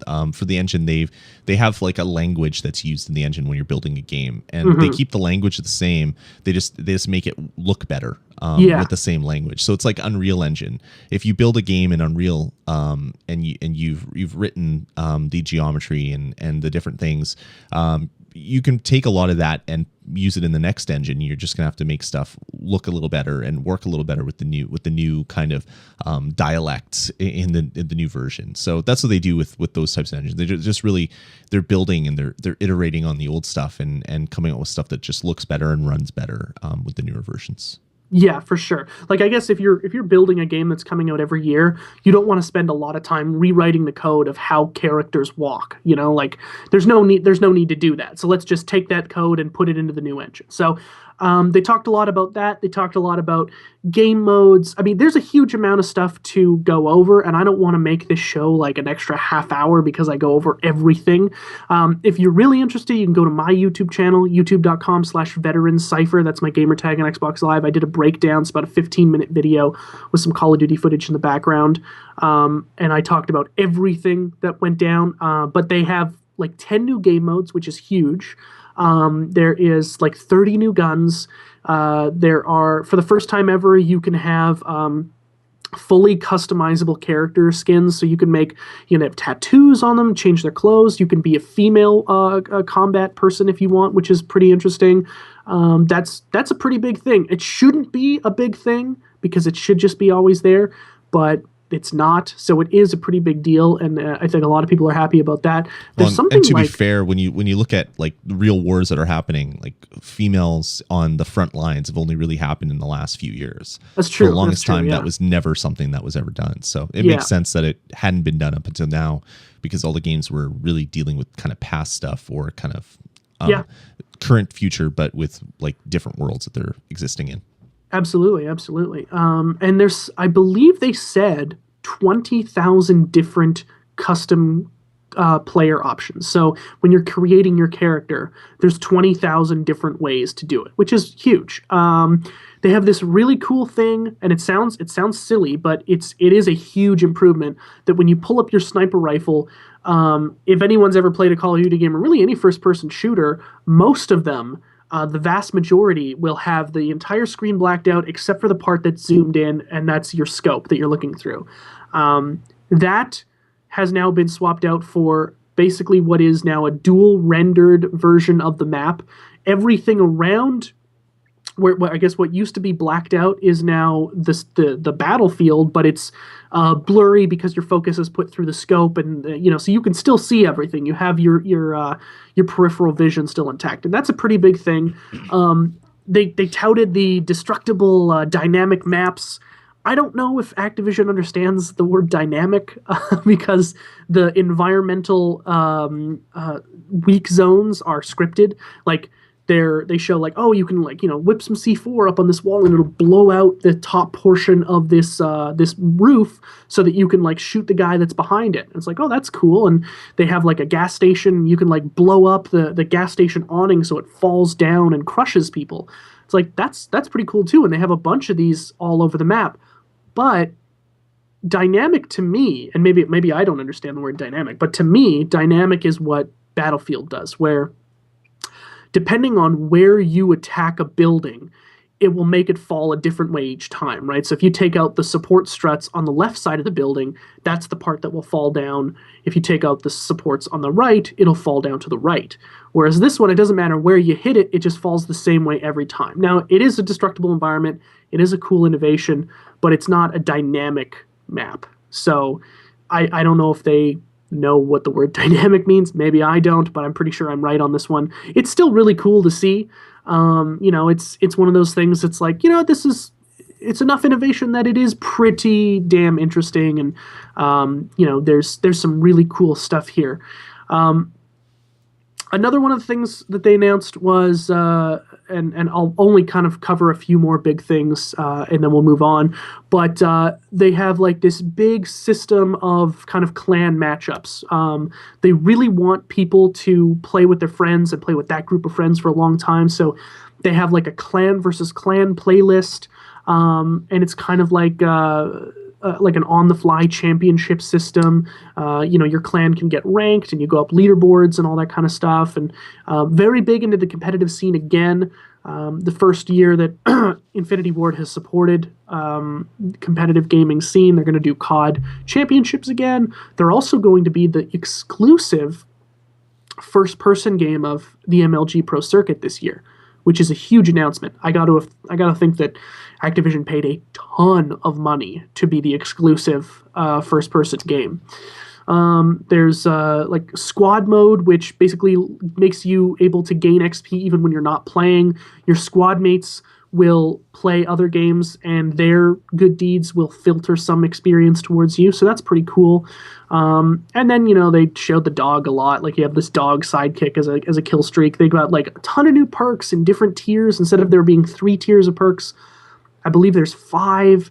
And the pick 10 system is different. It's weapons are worth no points, so you can still choose the same amount of weapons that you could always do, but perks are where the points kind of come into play, and all the perks have different point values. Some of them are as high as 5, some of them are as low as 1, and you can mix and match the combination there, so you don't just have 3 perks, you could have 6 or 10 or more, so that's pretty cool. And then the last thing is, for Modern Warfare 3, they did carry over what the hell is it? Oh, strike packages. So there were 3 different strike packages in Modern Warfare 3: support, specialist, and assault. And these are your kill streak tiers. Assault, very assault offense heavy kill streaks, kill streaks that basically kill the other team. Support was UAVs and ballistic vests and, defensive kind of things. And then specialist was the more kills you get, the more additional perks you got on top of the ones you already chose, until after 8 kills in a row, you had every single perk in the game, making you like a super soldier. So they've carried that over, but they made the support class more support based, and there's no lethal kill streaks in there. It was a really long, pretty entertaining thing, and then they showed like the multiplayer trailer. So I'm actually very excited. I think that this game is presenting quite a bit of change for a game series that has been ragged on for not changing at all. This does really change quite a bit, and it's exciting to see them take some risks. I mean, it's still going to be the safe old Call of Duty, but there's going to be some significant differences from the previous iterations. So it'll be a game that I'm going to go and pre-order. I want the hardened edition so I can get the map packs for free and stuff. And one of the things they're doing, which is kind of nice, is if you get the map packs on the Xbox 360, and then a year from now or 6 months from launch or something, you're like, hey, and I decide I want to buy an Xbox One and get Call of Duty for there, you can take your map packs and your stats and everything, your create a class, and move it all over to the Xbox One for free, or PS3 to PS4. So that's pretty cool, because you'd figure Activision would charge 99 cents for that or something. So it was pretty interesting. I thought it was a good press conference. It actually made me excited for the game, and I did not think that was going to happen. So I'm looking forward to it. I think the launch is the 5th of November, which is earlier than previous iterations. They try to do it around Remembrance Day or Veterans Day in the States, so I guess that's about a week earlier than usual. I guess you just kind of blanked on that entire thing there, hey, Lloyd? Yeah, I'm playing sorority fun or whatever. You're playing Campus Crush? Yeah, that's what I'm playing. Yeah. Oh, man, if you actually could have remembered the name of the game. Yeah, no. It just seems like more of the same, and it's like you're making a big deal over the fact that you're going to have multiplayer in a game that's always had multiplayer. It was just events like this just make me kind of scratch my head and just look at all the money that's being spent on this type of stuff. And it's just like, people are going to buy your game anyway, dude. And it doesn't really seem like there's really that much change to the previous versions for all the kind of WoW kind of posts that I've seen. So anyway. Yeah. I think, though, that, like, from your perspective, when was the last Call of Duty that you played at any, like, great length, right? Yeah. I guess it would be harder for you to see how different things are. I mean, at the core, cards on the table, same game without a doubt. But they've I absolutely peaked there. I just screamed into the mic. Yeah, but the only thing that really is different is the fact that you can slide, and sliding and leaning, and you're leaning around corners automatically is cool. So if you go to look around a corner, instead of just poking your head out right away, you'll kind of lean into the corner first, which is something you would do in real life.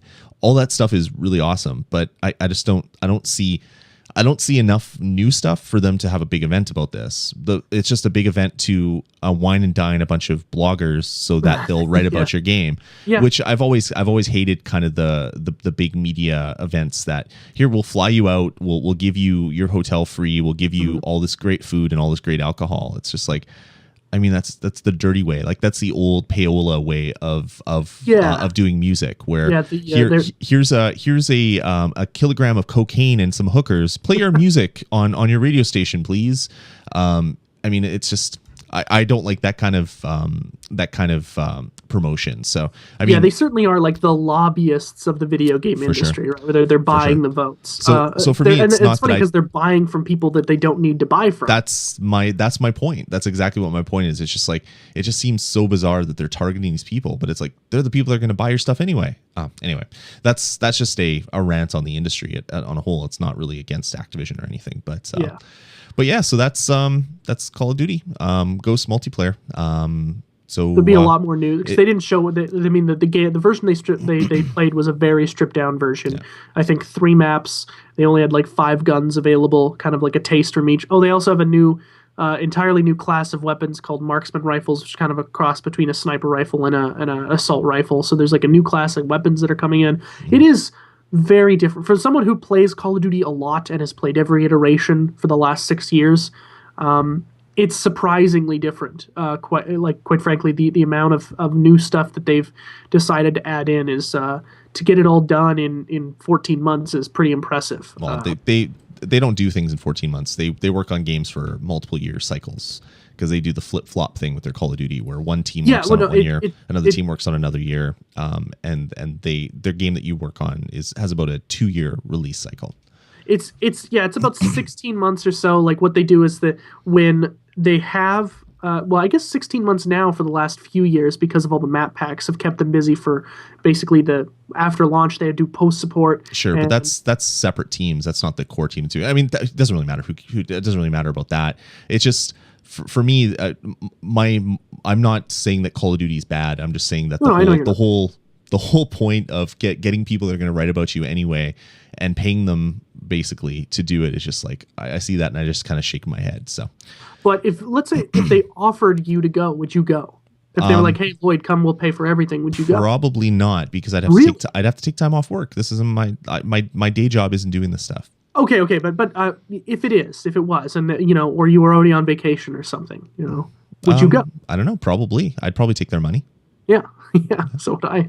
Yeah, so I just don't like it. So Activision, if you're watching this, invite us to the next one. I won't write good things about your game, so don't invite me. Invite Jeff if you want. You can do it. All right, moving on. Let's get into the rest of the show. A couple more stories that aren't COD. There was some great big news. Remember that key component of the Xbox One that they said would never, ever change? Not the online stuff, not the multitude of other things that they said were built into the DNA of the system. It's the fact that they said the Kinect would always have to be turned on. The system would not function without it. Well, they just came out this week and Major Nelson announced that in fact, your Xbox One will now work with your Kinect sensor disconnected from the system. So all the things that they came right out at E3 and said, it's going to do this, do this, do this, and it's baked into the DNA of the system. Now they've gone back on all of them. And it's just like, guys, if you would have read the room properly before these announcements, there'd be no hate for Microsoft right now. Yeah, and it's honestly hilarious at this point. And they're their own joke. And I'm seeing so many people online that are saying, well, no one's happy. Like you bitch that it's there and then you bitch that it's gone. And it's like, no, don't get me wrong. I'm not bitching that they took it away. I'm bitching that they made a huge change because they so flubbed their announcement. it's for a company that has as much money as Microsoft. You would expect that they could hire some marketing geniuses that could have told them what was basically going to happen. So always online, that's gone. DRM for game check-ins, that's gone. Having to DRM for game discs, where basically the disc you buy in stores is just a empty shell after you've put it into your system because it's totally bound on your system. That's gone. Used games are back in. They said that they aren't going to really support used games. The current method, you'd have to go through a convoluted thing where if you sold your game back to EB Games, they would actually have to activate it online, and it would be a big process. That's gone. They're now supporting indie devs, where they said that you would need a publisher. Like, this is all stuff that they announced at E3. It's not like it was assumed things. This is all things that executives, that some aren't there anymore, came out and announced. And like there's a video of Angry Joe. I don't know if anybody is familiar with him, but he interviewed Larry Herb, and it's this 12-minute interview or something where he kind of caught Larry in between like media stints, and he just asked him a few questions, and he was like, why can't we unplug the Kinect? And a couple of other questions that were like, why can't we do this? Why does it have to be online? And Larry looked at him and said, like, listen, it's something that's baked into the system. We can't go in and change it. We designed it to be like that. And Joe was like, you know what? I don't know why would you not have a backup plan? And he's like, it's just, we are confident in our direction in the future. Yeah. Which is clearly not the case. And days later, this video comes out. Really, this might be the weirdest thing I've ever seen in the gaming industry. Is the Xbox One debacle that it is now. I can't remember who said it. Someone said it on Twitter, and I saw it retweeted a bunch of times. And he basically called the Xbox One the Benjamin Buttons of consoles. So it's announced, and it's this old grizzled thing that everybody hates, and then it's slowly going back to being a young, lovable, full of life and it looks really good now. Like, I want to buy one. I'll buy one before I buy a PS4, actually, because that's how good it looks now. My reasons for not wanting it are mainly the Kinect. I didn't want to have a camera and microphone always active in my house. I have a cell phone. People are like, you have a cell phone. Yeah, but I know full well when my cell phone is listening to me. Because, and I can turn it off. Exactly, because I use an iPhone. There's no way for them to remotely activate it. They're like, well, you have a camera on you do a web show. People are looking at you all the time. It's like, no, but I have kids. The lights on. I don't want my living room to be potentially spied on through some hacker group or some other thing. Like, very unlikely scenarios, but it's just stuff that I just didn't want. Like, from a concept, I didn't like it. And they've gone back on that now, which is like, okay, my one big drawback is now gone. The only thing that they haven't gone back on is the $100 price difference. And that's really probably due to the fact that the Kinect is bundled in, which now it's not necessary, and they have said that they're not going to drop it from the bundle. Totally. So, I don't know. It's so bizarre. This is like the weirdest thing that has happened in gaming forever. Like, it's weird and it's great. Like, as an Xbox 360 fan, I'm like, this is great. Like, you're going back on it. It seems funny. It seems weird. You're doing the right thing, at least in my mind. But it's just the strangest damn thing in the world. I mean, like, they were so dug in. Yeah. You could not. Well, they're arrogant Microsoft. We say, we know best. Like, they wanted to be an Apple. This is how the system is. If you don't like it, don't buy it. Obviously, they're not Apple, because Apple can put something in their devices, and it's there because it has to be there, and they can convince people that it's something awesome. At this point, they don't even have to convince people. That's how much influence they have. Totally. I mean, I'm actually a little bit curious now that, like, if they actually to really create change, you have to just go through with it. You can't go back, right? And now they've went back so far that it looks like a really great successor to the Xbox 360, but it is in no way what the Xbox One originally was designed to be.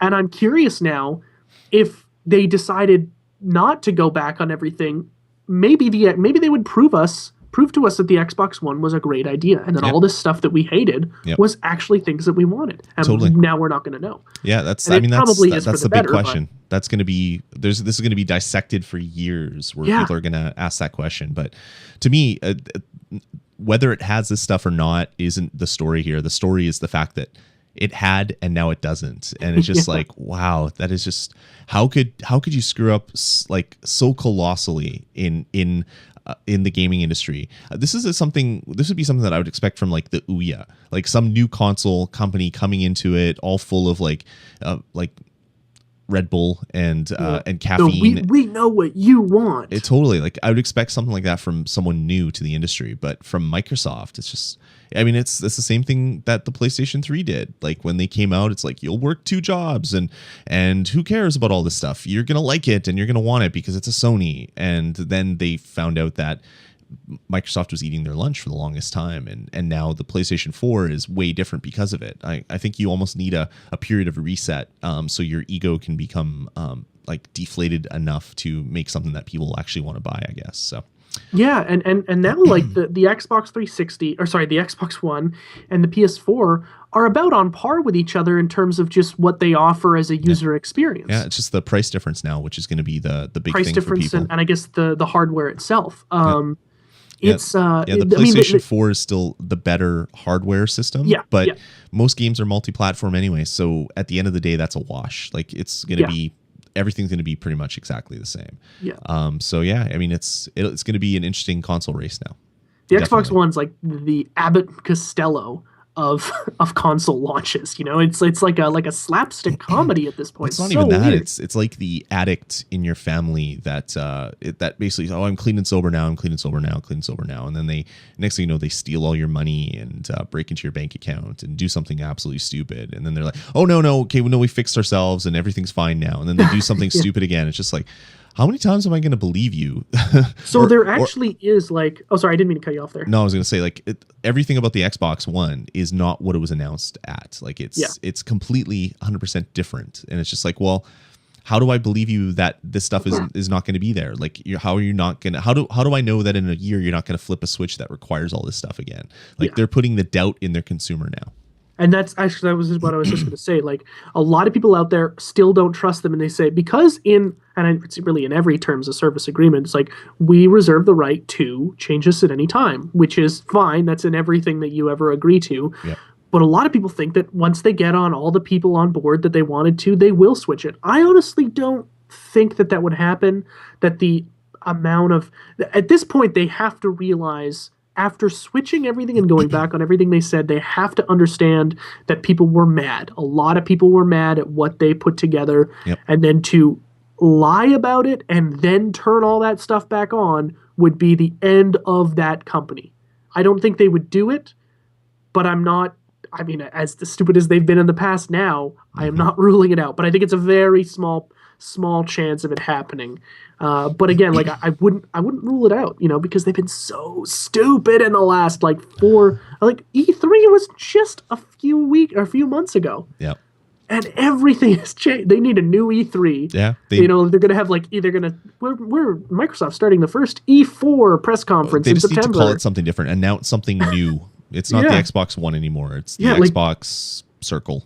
Maybe circled back to what our other stuff was. Like maybe something. it'll fix like if the Wii U, if Nintendo changes the name of the Wii U, we feel like it'll fix a lot of their problems. Maybe the same thing with the Xbox One. Totally. Awesome. Okay, moving on to our last story. This was announced this week, and I immediately wanted it, but then realized that I would be stupid if I bought it because I don't need more junk in my house. I wouldn't call this junk, actually. There's some cool stuff in here. Totally, but I don't have any room for more tchotchkes on my shelf behind me. Just buy a new house. That's really what you got to do. All right, that's what I'll do. I'll sell that to the wife. It'll be an easy conversation with your wife. We need to buy a new house because I want to buy a collector's edition of video games. Yeah, and I want to put more stuff on my shelf. Okay. Second mortgage. So this week, the collector's edition details for Batman Arkham Origins came out, and this is crazy. This is $120, and it includes a 80-page full-color hardcover book with art and other stuff. It has 2 key pieces of evidence taken directly from Gotham City Police Department. So it's some stuff, evidence markers. It looks like there's a tooth and a coin or something, which is really interesting. Obviously plays into the game, and I kind of really want it. but I won't because I need to not buy more useless stuff. A Batman wanted poster, prototype schematic of the Batwing, stencil of the Anarchy logo from the game that you can actually go and spray on other places if you want to get arrested. Glow in the dark map of Gotham City, family photo of the Wayne family.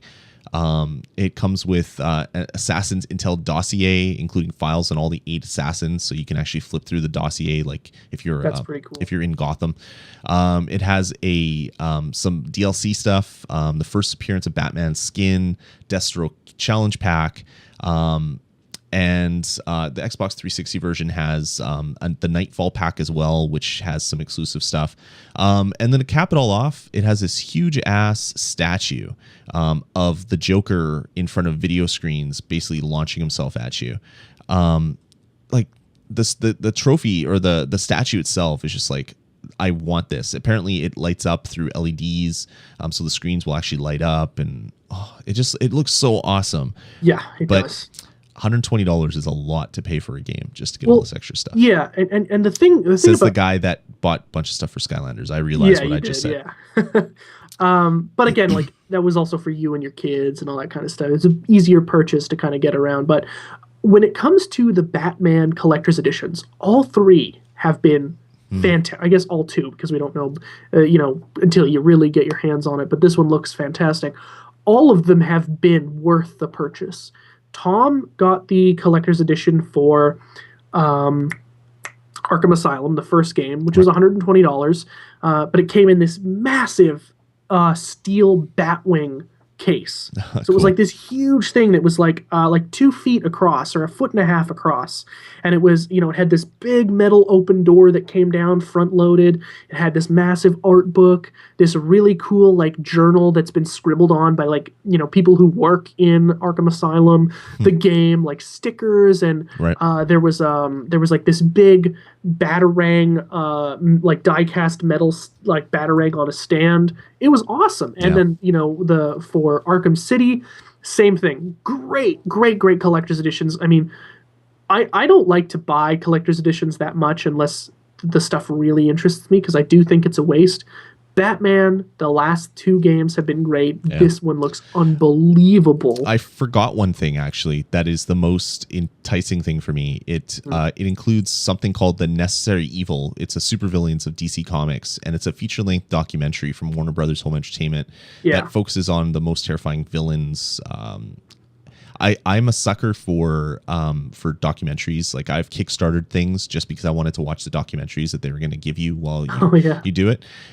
I saw that and I'm like, oh, I want this even more now. I want to watch that. I mean, you could probably pick it up online, but yeah, like I get what you're saying. Like that looks awesome. And it's available on day one, where if you buy it after, it might be months after, and it's like, I kind of want to watch this video. It looks really good. But yeah, if I came home with a huge ass statue of the Joker, my wife would divorce me. She'd be probably pretty mad. I mean, until she watched the documentary and there's like 25 minutes on like Victor Zsasz, like that would be awesome. Like get inside that guy's head. That's one of my favorite Batman villains is Victor Zsasz. I love that guy. Yeah, that would be cool. I won't buy this game because I did not think for me that Arkham City was a very good game. I didn't like it, I should say. It's a very great game, but I think that they tried to make you do too much with too few buttons. There's too many menus to go through, and I felt like the combat was way too hard. I was playing on a hard difficulty too, so it's kind of my fault, but I felt like there was just... I liked Arkham Asylum so much, and I was like, this is almost too much game, which is maybe the best bad thing you can say about a game. Like this was too much game, You should have pieced it up better. But I don't think I'll be playing this. But if I was, absolutely I would be getting that collector's edition, because that's a nice display thing. And I honestly don't know, Lloyd, if you have the willpower not to buy it. If you're gonna walk by it in a store one day and you'll be like, it's already done. Well, I did buy the Halo cat helmet set Yeah, the cat helmet. Oh, that was which Halo 3, right? Yeah, which I really wanted, but I was just like, I can't even wear it. If I could wear this helmet, I would own 3 of them, but I couldn't wear the helmet, so I didn't actually get it. So Yeah, Tom has that one because I think he bought the Halo 3 Xbox as well too. He also got the one for Reach, which is like a bunch of Spartans on like this really cool like rock thing. Yeah. It's awesome. yeah, that's really cool. Yeah, I wish. Yeah, I need more room for that type of stuff. Yeah. Yeah, they do take up a ton of room. They do. I have stuff from like Lord of the Rings, all the statues from the deluxe editions and stuff, and now they're just like in my closet, just kind of sitting on a shelf collecting dust because I don't have anywhere to actually display them. So that's a problem nowadays with big flat screen televisions. You don't really have the big entertainment centers so much anymore. You have exactly little ones. Yeah.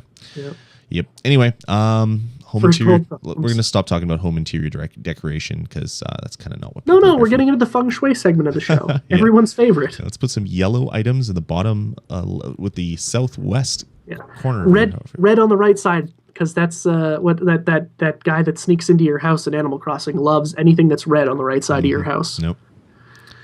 Creepy. All right, that's going to about do it for this episode of the podcast. Thanks everybody for coming out and hanging with us in the chat room and subscribe. People stick around for the whole thing. Yeah, 2.5 hours, like or longer. Some people like Jake Carter was here before we even started. He was here at 9:30. It's like 3 hours that he's been sitting there. You must be sleeping, Jake Carguth. I know you just typed something, but you must be asleep, and this is just a bot.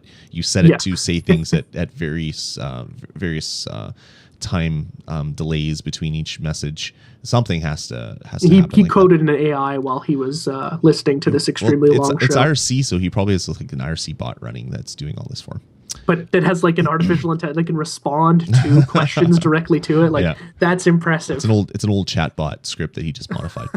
All right, guys. Thanks for coming and joining us and subscribing to the show. Let us know what you think. Head on over to vgpodcast.com. You can click contact us at the top of the page or email us directly at vgpodcast@gmail.com. If you want, you can call our voicemail line at area code 505 VG and we will then play your music or your video, your question, whatever it is, on a future episode of the show, and we'll read your questions as well because that's kind of what we want to do. That's gonna about do it. I can't talk anymore. I am so dehydrated from supper and then talking for 3 hours. My voice is getting pretty hoarse too. I kind of just have to go now. So guys, thanks for joining us again. We'll talk to you in about a week's time. Take it easy. Let's get started.